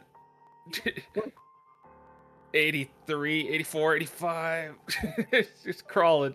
Yeah, it's crawling for my thing as well.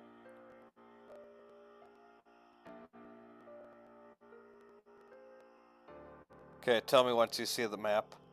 Yeah. And I'll assume the rest of you guys are at the top, even though you're technically there. All right. Oh, wow. All right. So I have about 60 feet of dark vision. I think that's taken into account. Okay, so what am I seeing here?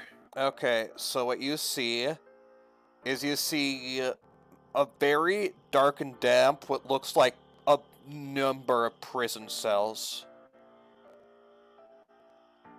Like, to the left, to the right, all of these appear to be prison cells that once held some sort of Pokemon or another. Each of them are empty, but you notice in some of the cells that there's dried up blood. In some of them, there's what looks like this disgusting mossy stuff. And basically, all the cells look absolutely disgusting. All right.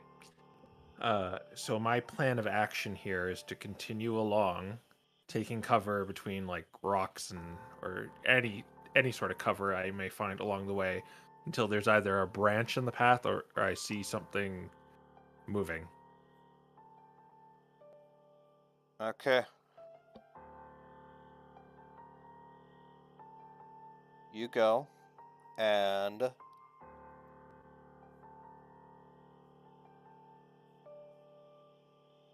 you don't see anything so far. Okay, I'm gonna keep note of what I see in the cells too, like if there's any movement that comes from them. So far, there doesn't appear to be any. So far, Alright. all the cells you pass by seem to be empty. All right, so I want to make my way to this and peek around the corner. Okay. There doesn't appear to be anything too of note beyond the corner. Okay. At this point, I don't want to go too far in, so I'm gonna go back and get the team and tell them it looks like a prison area, but no one seems to be there so far for a good while. I think I saw there was a pathway ahead, but I didn't go too far up because I didn't want to separate too far. I think we're probably okay to at least go through this passageway then. Yeah, I'll go farther once you're closer. I'll blow the whistle if things go south. All right. So after they'll check out the cells, and I'll go up on ahead. All right. So I'm gonna make my way to this rock here.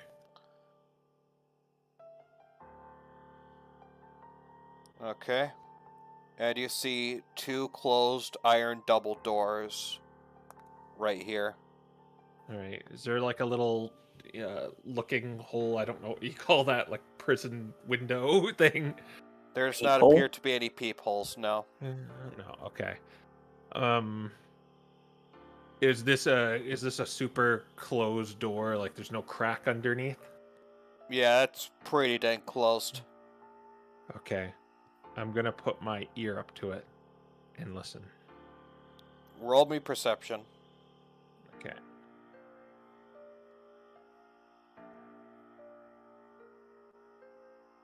D20 plus 9. 24. Alright. Things seem very quiet. However, you can hear the faintest of groans coming from somewhere deep inside that room.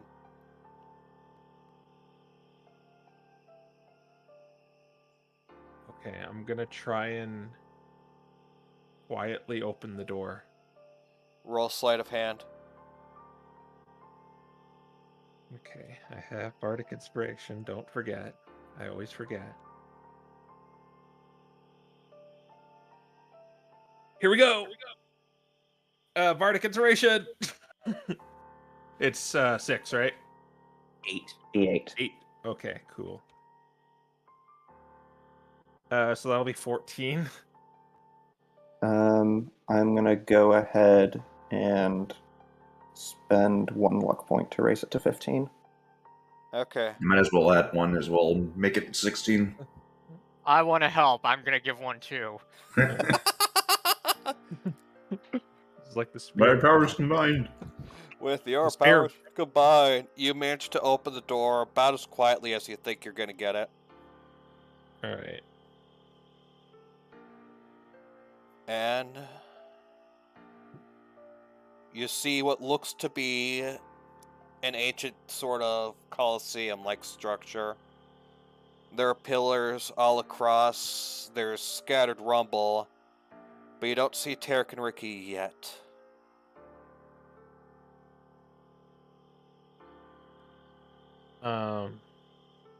Okay. I'm going to go farther in, and I'm going to hide behind these pillars. Just before Eugene goes in, I'm going to cast a quick message at him. See anything? It looks like a coliseum. It's a very, very large room.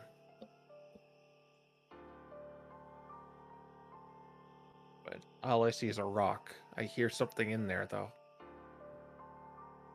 I'm going to make my way a little bit further ahead. And Reniel's gonna follow Harold. And Zergy's going to be in the back. Okay, actually, they can all see me, right? Let me check. Yeah. No, I cannot. Okay, can I still message him? Think you can? I think I have to initiate the message. Oh, right, yeah. Okay.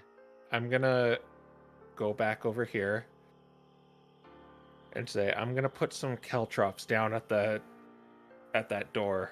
Just make sure you hop over them or step over them. Right. Alright. So I'm gonna lay some caltrops down here and here.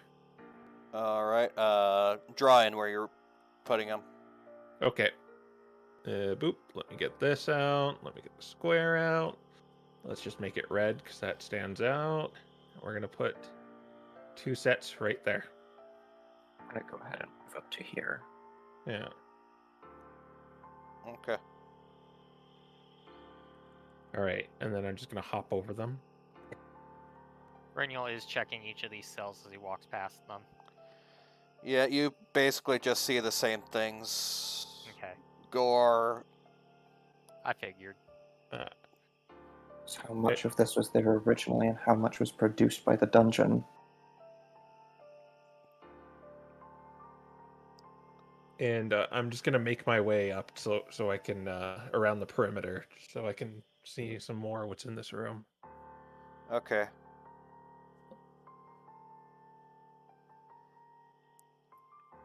Roll stealth.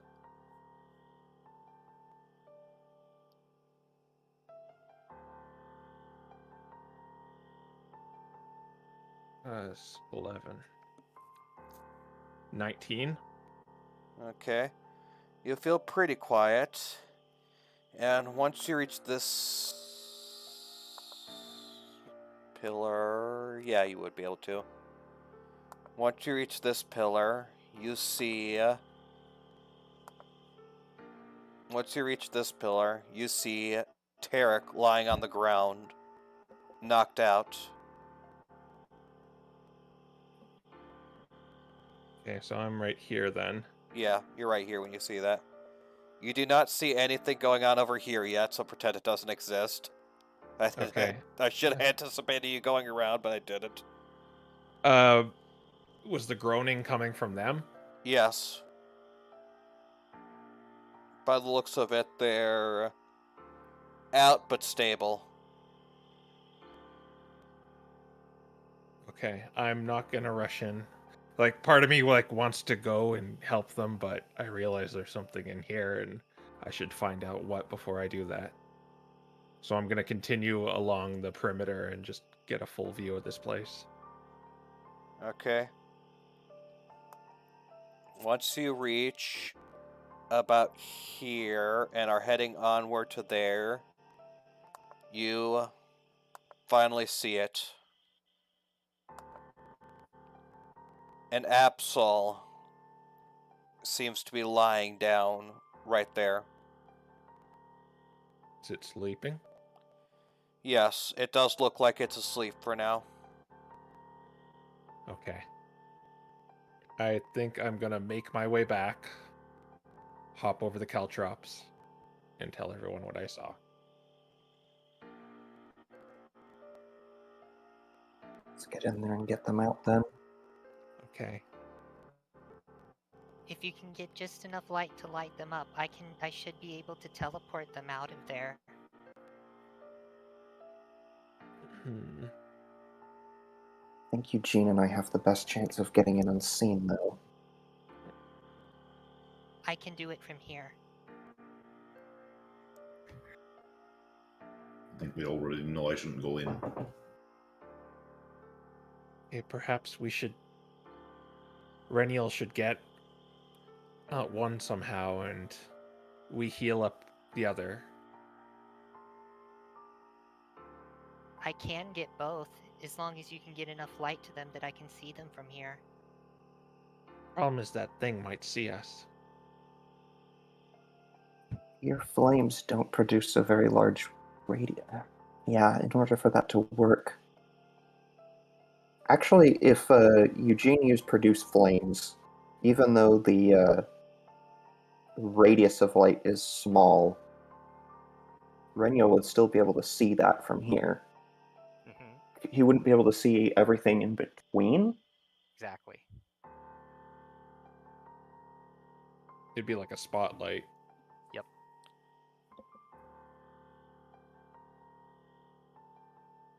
Okay. That I'll have to run. This is like the Jurassic Park kitchen scene. Well, is it more than 20 feet away from him?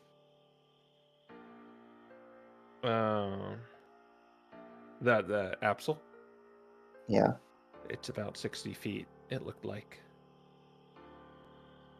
In theory, this should be fine. Okay, so what's the plan here? I'll try to give both of us as much help as I can. And I am going to cast Enhance Ability at 3rd level and give both Eugene and myself advantage on dexterity checks. Alright. Right, I wanted to save this for this. I One second. would suggest allowing me to teleport Tarek, and if we are not able to teleport out... Wait, Tarek is this one, right? Tarek is the No, that's Surfeit, what yes. Okay, Tarek is a Cervex. Okay, I'm just gonna do this out of character to save time. If you teleport this one out, then just heal this one. He should be able to get out because Excelgor are known for being, fast. Yeah. So if we're gonna have Reniel teleport just one, and on the off chance that, well, maybe not the off chance, but if it does notice, then he's more likely to get out on his own power than Tarek. Before we start this, I'm just thinking time frame here should be quite short, so I'm thinking about just using Bless at 2nd level now.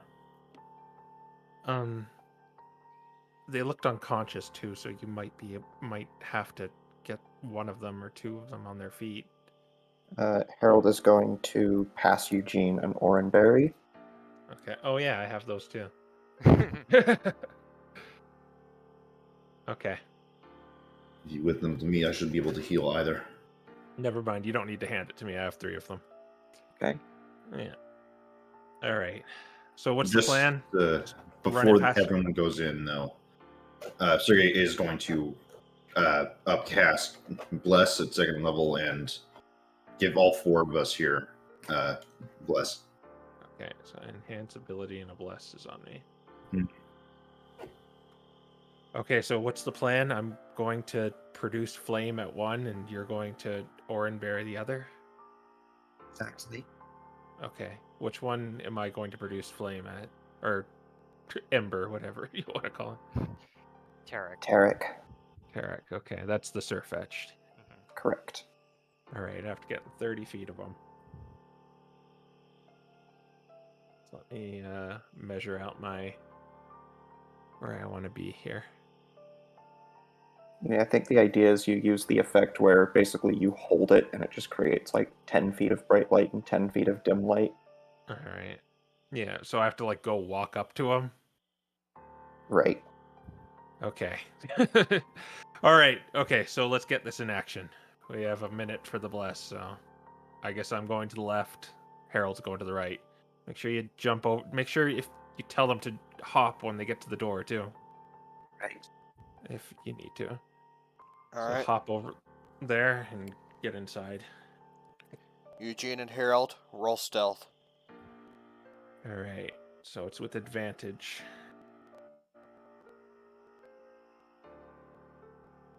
Let's see. With advantage, and you have... No, wait, bless doesn't work on... No. So I got 28. Okay, well, I'm getting at least 18, possibly higher.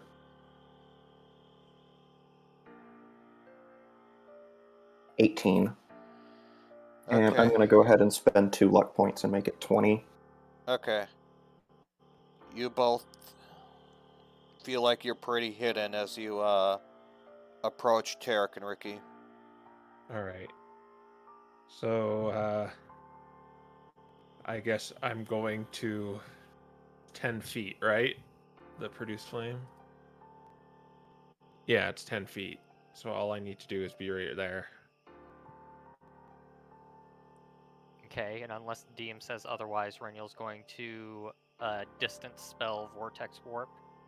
I'm gonna wait on that for Okay. when he says he's gonna produce flame, depending on what order you're planning on doing all of this and how you're gonna do it. All right. I guess I'm going to produce flame. Okay. You've produced flame. Light surrounds Tarek.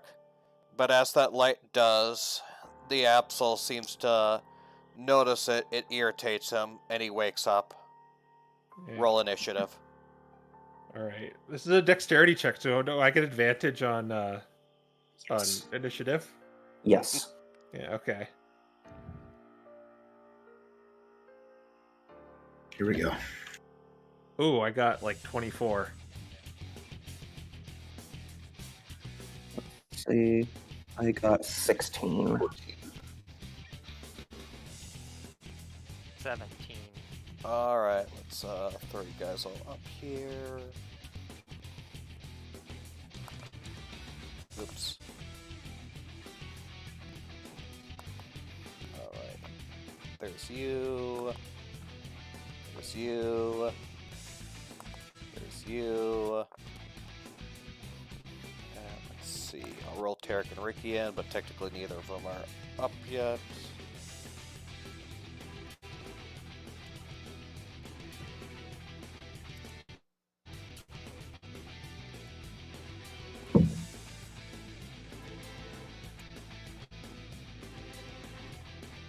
Oh my gosh. They literally got the same, despite having different dexes.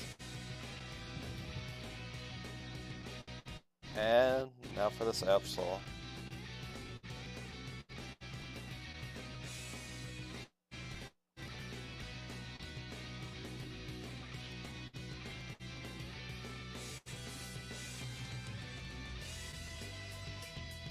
Okay.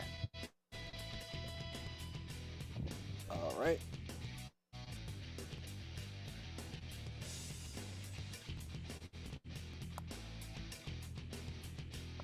Derek and Ricky 11, and this Absol is 19. Okay. Alright, you going first kind of works. I'll say that the Vortex Warp happened before initiative was done, so you can feel free to put Ricky wherever you want, Reniel. Alright. He poofs over there, and Reniel says, If you have an Oranberry, you may want to get him back on his feet, Sergey. But alright. So Eugene, what do you want to do? I want to distract him distracts, kinda. I actually, I think me just having the flame out kind of distracts them. Yes. So I'm just gonna start running. I'm gonna use all my movement and all my cutting action and all my action to get 120 feet. Which is hard to find because this map is really big. Okay, that's about 4 spaces below Reniel. I'm gonna hop over the Caltrops just so you don't screw me over with that. I'm like, go, go, go! Okay. It is the Absol's turn. It sees the light running away. It hates the light. It's gonna go after the light. And it is gonna run really frickin' fast.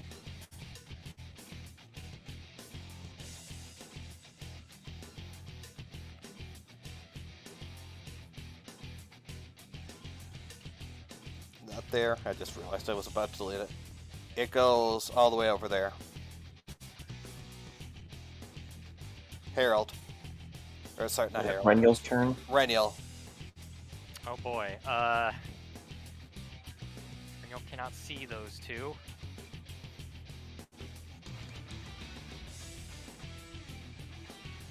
So sorry guys, you're on your own. Let's see.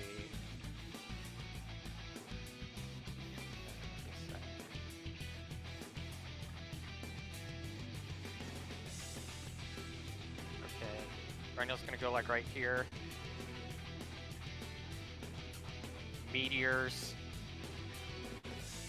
He's gonna chuck 2 of them at the Absol. The Absol's probably not within your vision, I'm pretty sure. Oh, right. Okay, that changes things.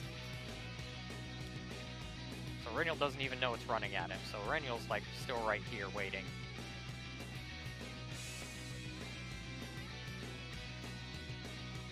Alright. Harold. Well, Harold is sorry. going to. Reniel, what do you... Eugene did say go, go, go, so Reniel's gonna be back here. That's Reniel's turn. Okay. Oh wait, he can't quite get that far. He's right here. Okay. Harold is going to slip Ricky an Oranberry. Okay. Ricky is back up. And try to help him to his quote-unquote feet. He has them? Feet? He's back up. Alright.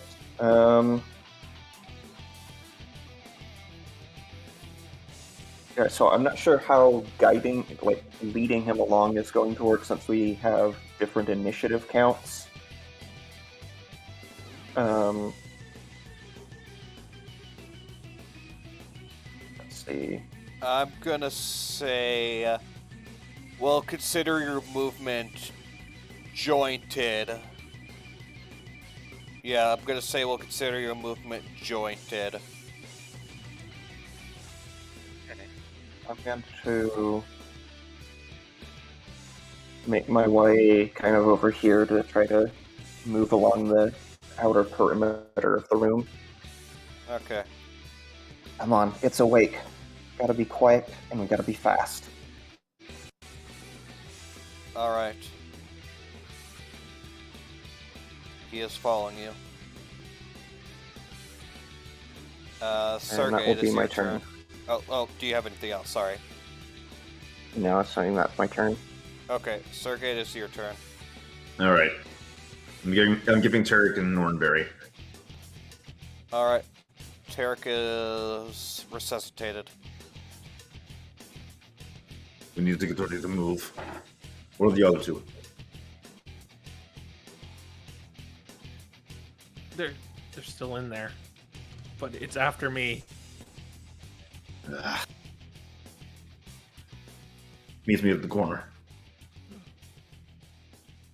And I'm going to start moving towards the in the corner of the hallway.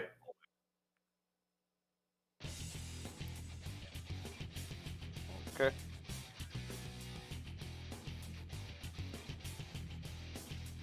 Is that it? I think at this point we're just gonna have to start booking it. We're playing as possible distraction, so Yeah.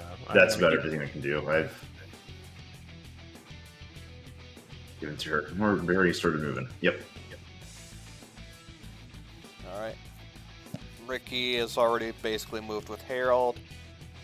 Tarek, he had to use some of his stuff to get prone, but he's able to reach about here with all of his movement, but he can't see any crap.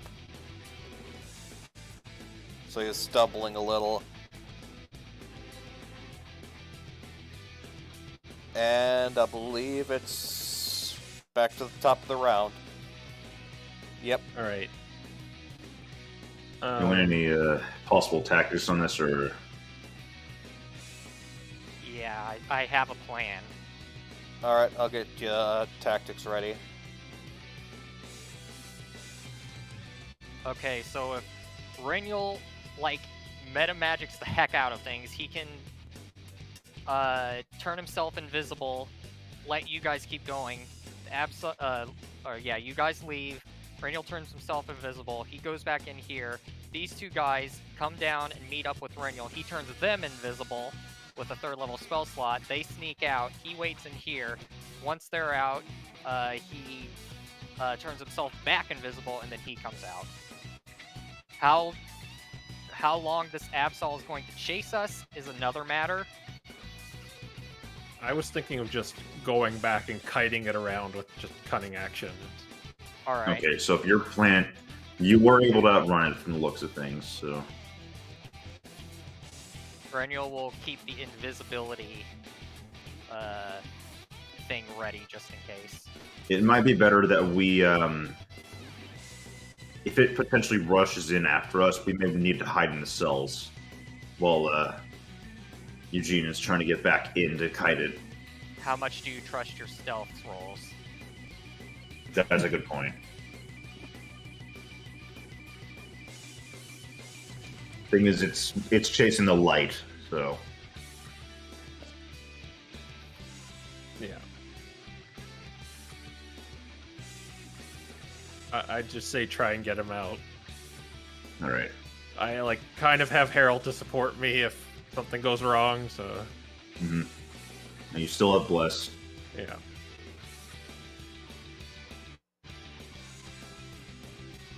That it for tactics? Yeah. Okay. Alright then. Eugene? 20, 25, 30, 35, 40, 45, 50, 55, 60, 65, 70, 75, 80, 85, 90, 95. So I'm probably just going to base myself right there. Someone can move my token there. Hopping over the caltrops. Okay. Alright. That's my movement. Still with flame going. Okay. Oh goodness. Yep, the Absol's still hard focused on you.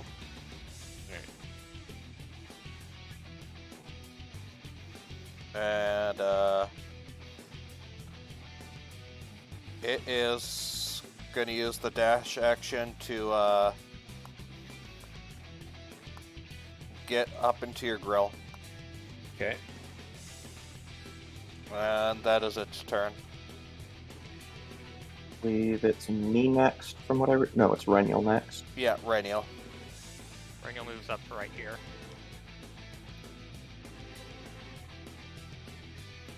And he's going to cannibalize a 1st level spell slot and turn that to a sorcery point. Okay. Now it's you That's Renial's next. turn.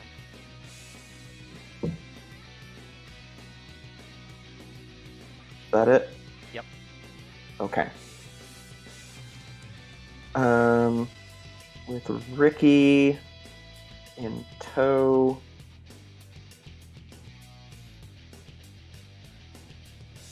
The two of us are going to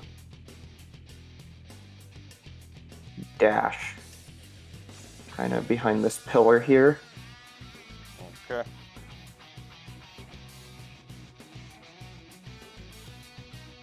And that is going to be my turn. Alrighty. Sergey. All right. So I'm gonna start leading Tarek out towards the stairs. Okay. Assuming we can just both take the dash action together. Yeah. All right. Yeah, I'll so consider his that's movement tethered to you since you're guiding him. 35. But this rock's in a weird spot where it's in the middle of the thing, or it just got moved. No, that rock is supposed to be there. Okay. It Well, is I can only possible just get to up. go around it, but yeah, it's supposed to be there. Well, I can only just get right up to it. Okay.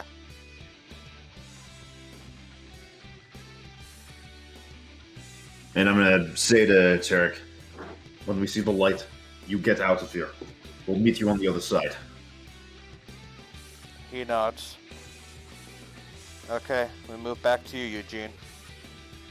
Right. So as he, where's the rodeo? Okay. As he like comes up to me, ready to like swipe me or slash me, I'm gonna use the cunning action to disengage and kind of like tumble under him and go this way. All right. I guess I'm going this way because it's probably a check to go through his space. So yeah, I'm going this way. So 5, 10, 15, 20, 25, 30, then movement, 35, 40, 45, 50, 55, 60. I make it right to the door. Whoop.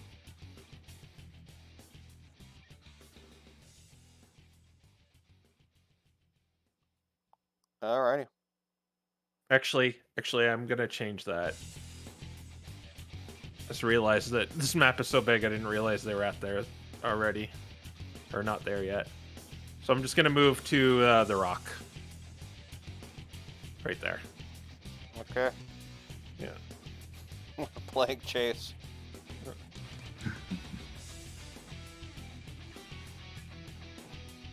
Okay. The Absol.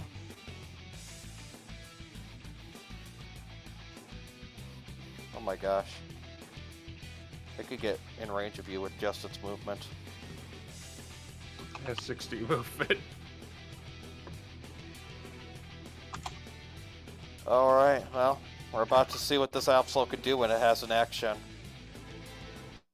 No jerk. So, you see this Absol's claws glow with this dark energy, and it is going to attempt to attack you with it.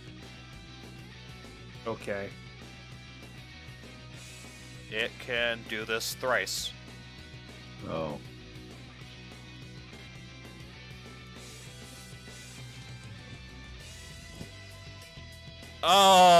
That's a nat 20. Okay, I think I better use those points of luck to make that not a nat 20. I Range, I recommend can't hit it. it with silvery barbs or cutting words. Yeah, if you want to use silver barbs, I suppose you can. I can't, it's too far away. Oh, right, okay. Alright, 2 luck points. Yep. Okay, he still hits you, but thanks to that luck point, you feel lucky enough that he didn't net 20 you.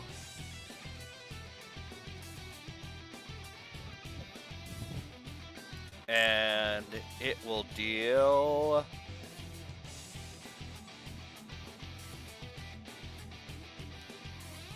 Yeah. It'll deal... Wow, okay. It deals 12 slashing damage. Okay. Second attack, unless... Yeah, second attack. That will also hit. Alright.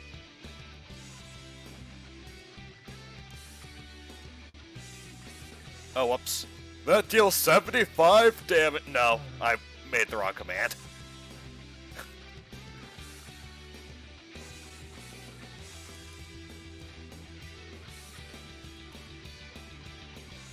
This one deals 18 slashing damage. Gonna uncanny dodge that. So it just kind of grazes me. It still hits me, so it only does 9. Okay. And the final attack hits you. Ooh. And it deals 19 slashing damage. Ow. Ow. Ow. Ow. Ow. Okay. That was wonderful. Now you know why she told you not to fight it. Well, I wasn't fighting, I was running away. And that is its turn. Also, no, its movement is only 50. It was able to get you in 50. So you can kite it. Raniel. Okay.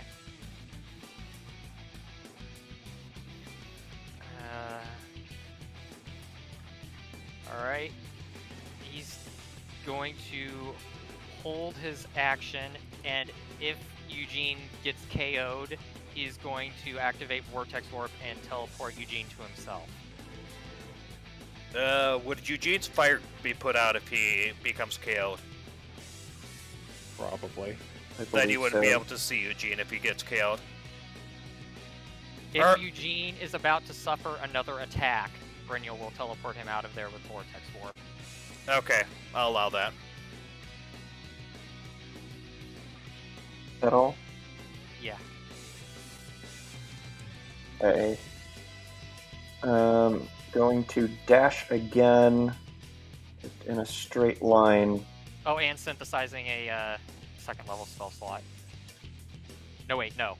Yes. Going to run to here. That will be my turn. Okay.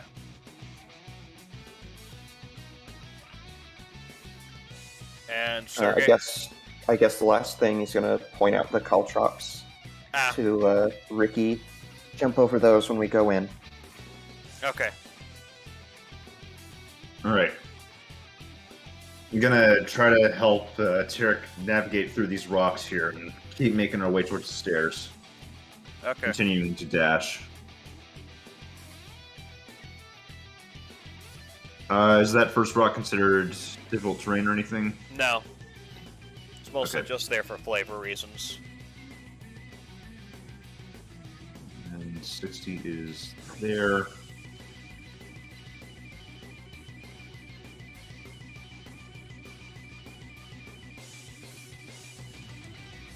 Okay.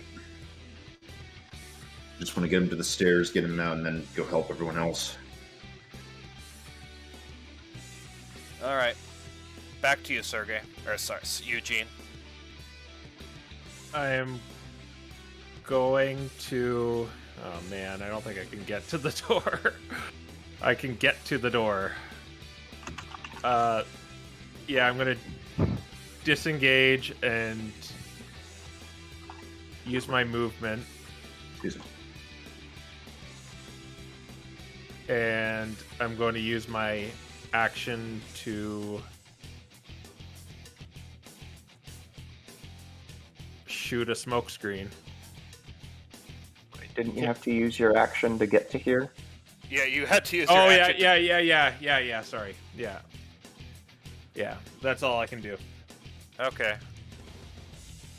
Alright, it is the Absol's turn. And it can now see all of you.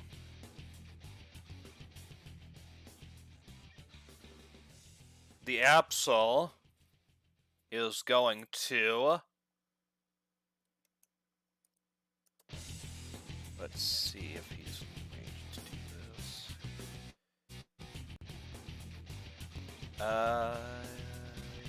Yeah, I believe he is in range to do this. Okay. Or, well, wait, 60 feet. Let me check. Might need to move a bit.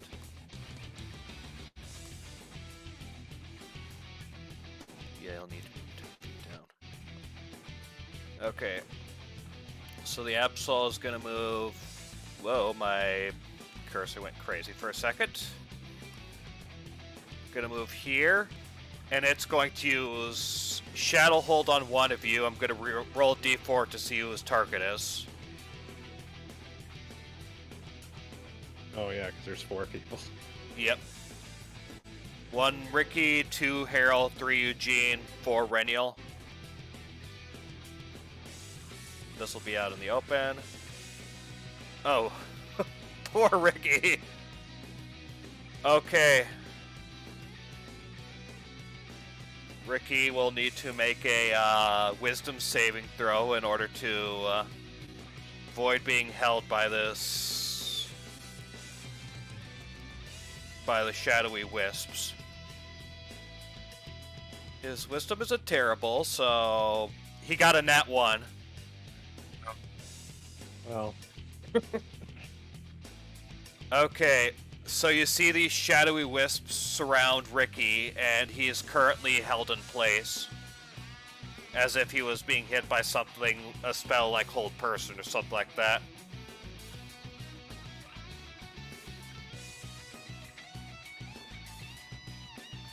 And the Absol is gonna... yep, get to... right here. And that'll be its turn. We have been informed that we might want to move the map for the stream. Oh, right.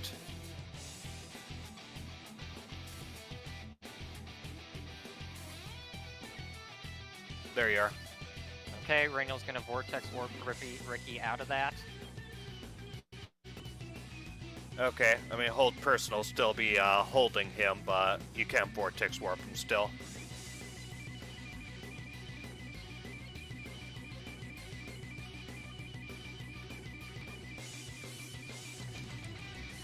Okay. And Rainiel's gonna say, You should have gone deeper, Eugene. and then he's going to run out here.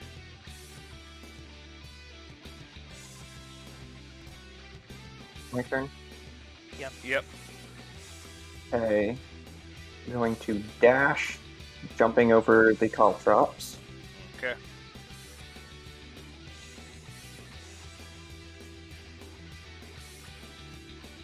Oh shoot, I'm counting these wrong. It's here. 10, 15, 20, 25, 30, 35, 40, 45, 50, 55, 60, and right here. And then I'm going to turn to Ricky. You've gotten out of worse than this. Come on, shake it off. And give him Bardic Inspiration. Okay. Nice. And I will pass my turn. Okay, no, wait, Reniel's gone. Cool. Sergey. Yep. More dashing, looking to get to the stairs. Will we be able to see light at this point if we got to those stairs? Once you reach the top of the steps, which I'll say, from here, it's from the top of where you can see the map, the top of the steps is 10 more feet. Once you reach the top of the steps, then you'll have light.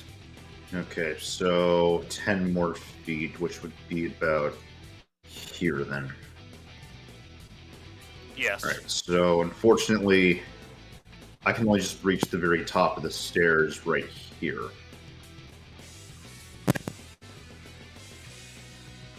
And bring Tarek with me. Okay. We're almost there.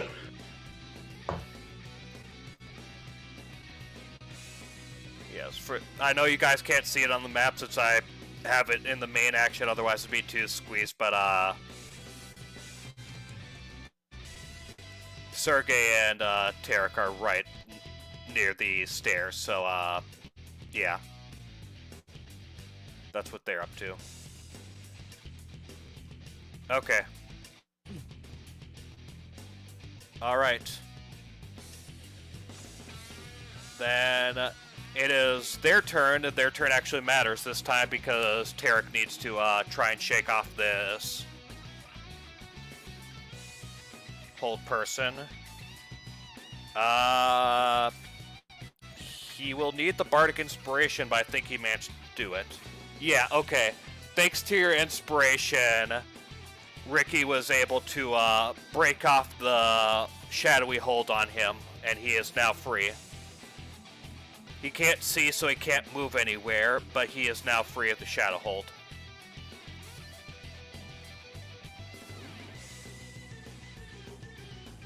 And we move back to you, Eugene. All right, so I'm gonna hop over the caltrops and use all my movement to get right there. Turning off the flame too. Okay. It is the Absol's turn.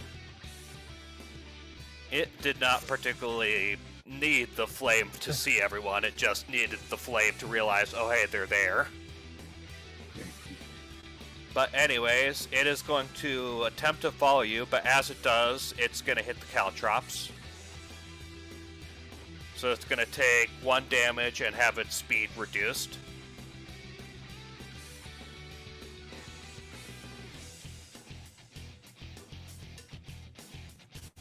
But for its action, it is going to use Shadow Wave on Reniel and Harold. Both of you guys give me dexterity saving throws.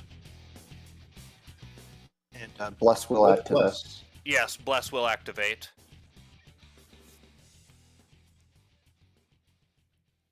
$13. See, Gonna I'm sink, efficient in dex saves. Okay. sinking 3 of my luck points into that. You still have a D4 to roll because you have a blessing No, I left. don't. I added that in there. Oh, Okay. 25.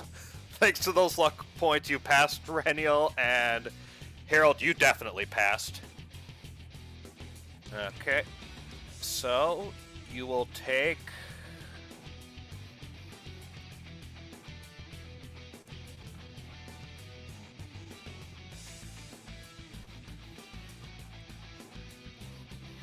You'll take, let me hit half this. oh boy. Oh, whoops. That's not half, that's... Please be 27 or less. You Or no, take... it'd- You both take 9 damage. Okay. Oof. Oh boy, you know what this means, right?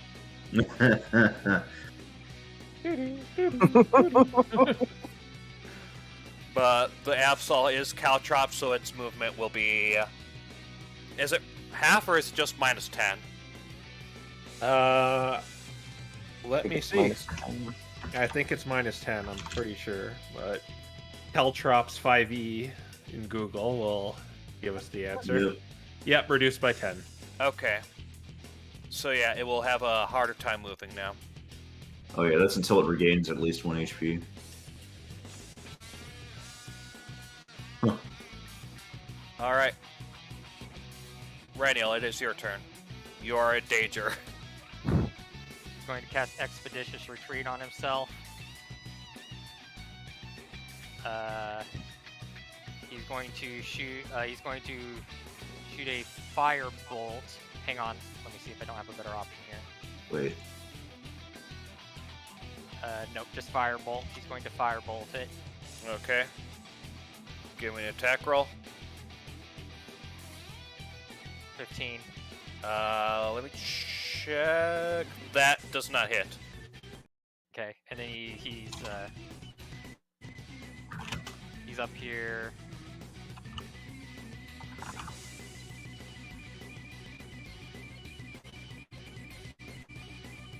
Okay, I Alright. shouldn't have done that. Oh well. Harold. Okay. Let's see. 5, 10. I'm going to go ahead and grab Ricky's hand. 15, 20, 25, 30, 35, 40, 45, 50, 55, 60. I guide Ricky along behind me to here. Okay. Whoops. And that is going to be my turn. Okay.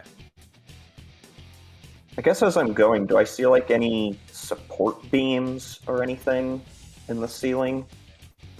No, not particularly any. Darn. Okay. Sergey. All right. Just going to continue to lead Tarek up to the stairs now since we're right there. So, 10 more feet. Just until he can see the light and let him run the rest of the way up. And then I'm going to turn around and head back. Okay, so yeah, that'll be 10 feet up and he'll see the light. So he needs 15, but I just need to guide him there. So,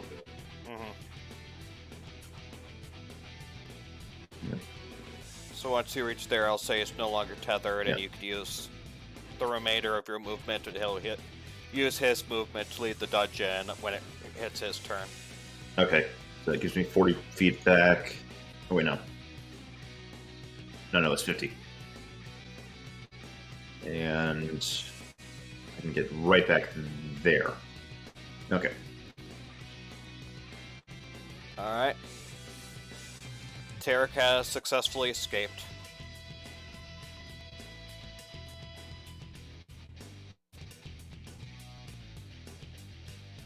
Let's hope everyone else can keep running. We move back to the top of the round. All right, I'm going to. I want to kind of lay down some more caltrops, but where is it in initiative? Right there, right next to me. Okay, yeah, it's going next. So I'm gonna do a gutsy play, and I'm gonna go right here. So that's 5, 10, 15, 20, and lay some caltrops right there.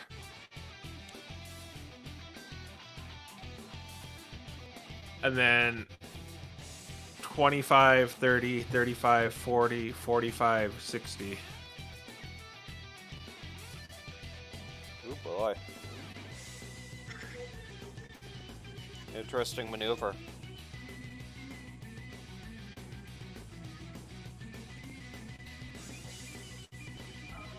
Okay.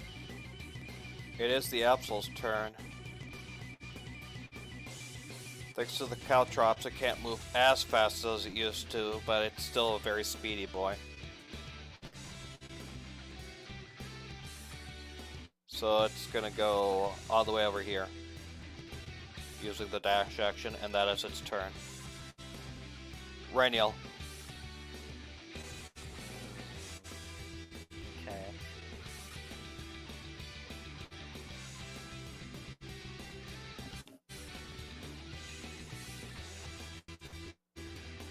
Okay, that's my turn.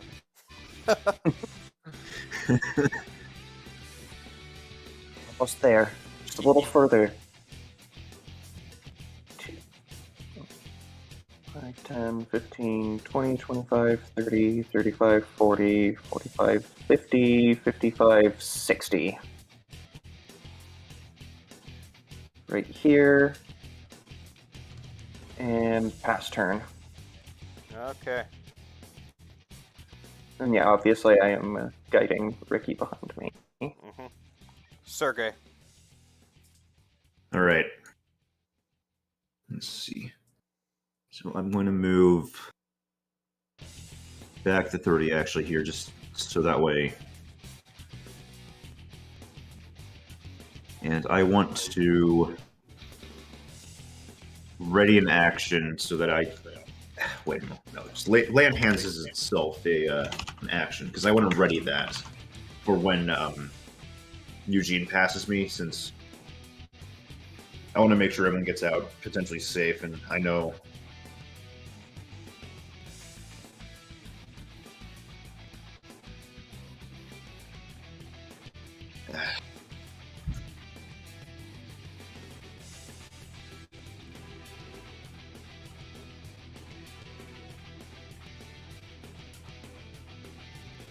Ice?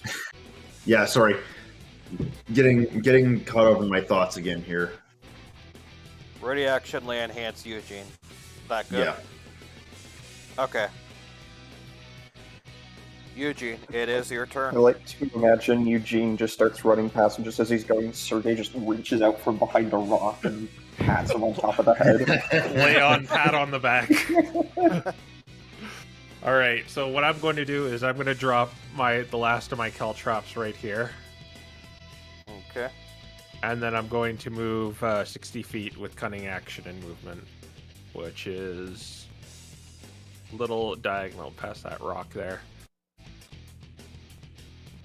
And you're getting 15 health.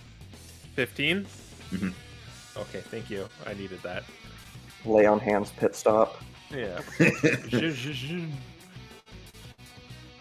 That brings me to 23.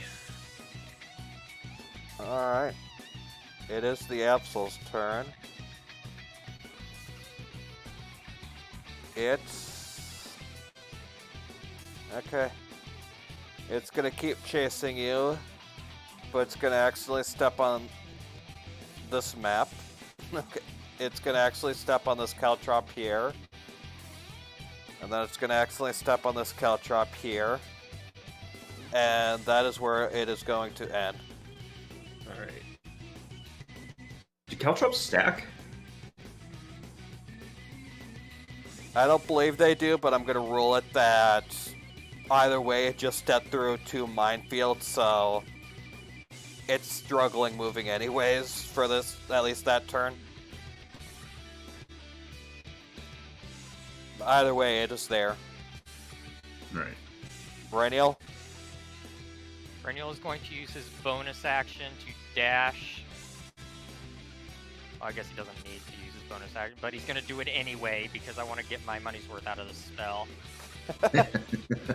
And then he's going to ready his held action so that when these 3 are past him, he's going to cast Hunger of Hadar so that Fluffy is at the far end of it. Okay. I unfortunately do not have my, I'll need to go find the Hunger of Hadar token. I forgot to put it in here. But alright. Very well. Ah, there it is. Yeah, I'll need to put that in before next episode, but I will. Alright, Sergey? Or, sorry, it's Harold. Okay. 5, 10, 15, 20, 25, 30, 35, 40, 45, 50.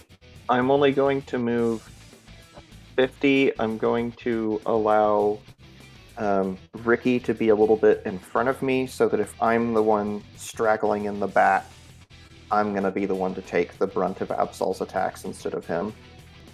Okay. Got my shield held at the ready. Sergey? Alright. I'm going to just move 30 feet to this rock here. And then I'm spending the rest of the lay on hands on myself. Ready to action trigger. Alright. You have Hunger of Hadard. Once again, I do not have that, Alright. Give me just a second here. ready, so, let's... 20 foot, okay, 40 foot. 1, 5, 10, 15, 20, 25, 30, 35, 40. So up until right here is magical darkness and difficult terrain.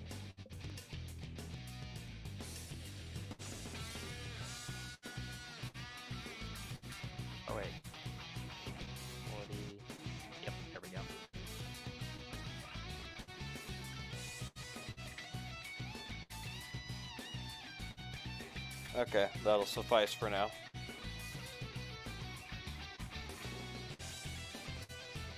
Alright, you notice despite the hunger of Hadar being magical darkness, this thing still has its eyes. Well, actually, no, you can't notice that. Never mind. But alright. Eugene? I'm like, just come on, let's go. And I'm going to go to the top of the stairs. Okay. I'm just making sure everyone gets through. Alright. Absol's turn. What save does it need to make?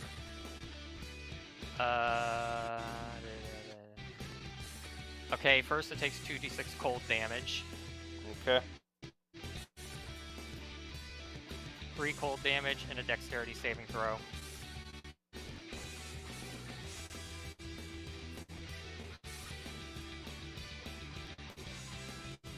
Oh, it is considered blinded. It does not actually care about the magical darkness like at all. That's not why I casted it anyway. Yeah, you probably cast it because of the difficult It got a nat 20 to your dex save. Alright. The damage is not why I casted it either. Yeah. Okay, it is the Absol's turn. It is caltropped into difficult terrain, so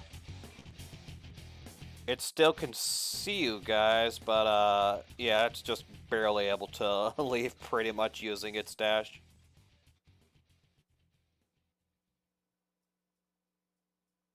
And it is there. Raniel. Okay.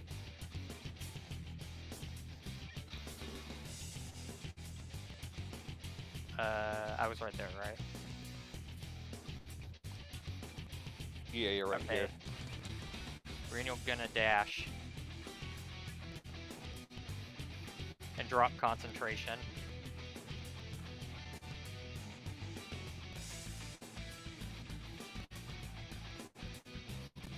I suggest everyone else also dash. The top of the I steps, can- by the way, is here technically. Okay, so I would have gone there.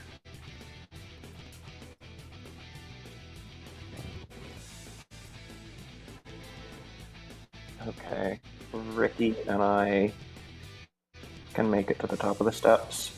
Okay. And Ricky can see light now that he's reached the top of the steps, so he can use this movement on his next turn to get out as well.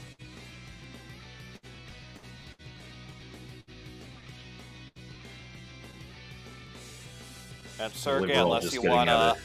stay down here and 1v1 the Absol, Absolutely not. Absolutely not. I didn't mean that. Go. Yeah, I'm just dashing to the stairs. I think I can pretty much make that. Yeah, regardless, I can make that to like there even. So Okay. Yep. You all have reached the top of the steps and you are able to escape the mystery dungeon. Light pours over you as you all run out and you see a nice beautiful sunrise on top of the mountains. With Tarek and Ricky there, you have escaped the Absol. And that is where we will end it off.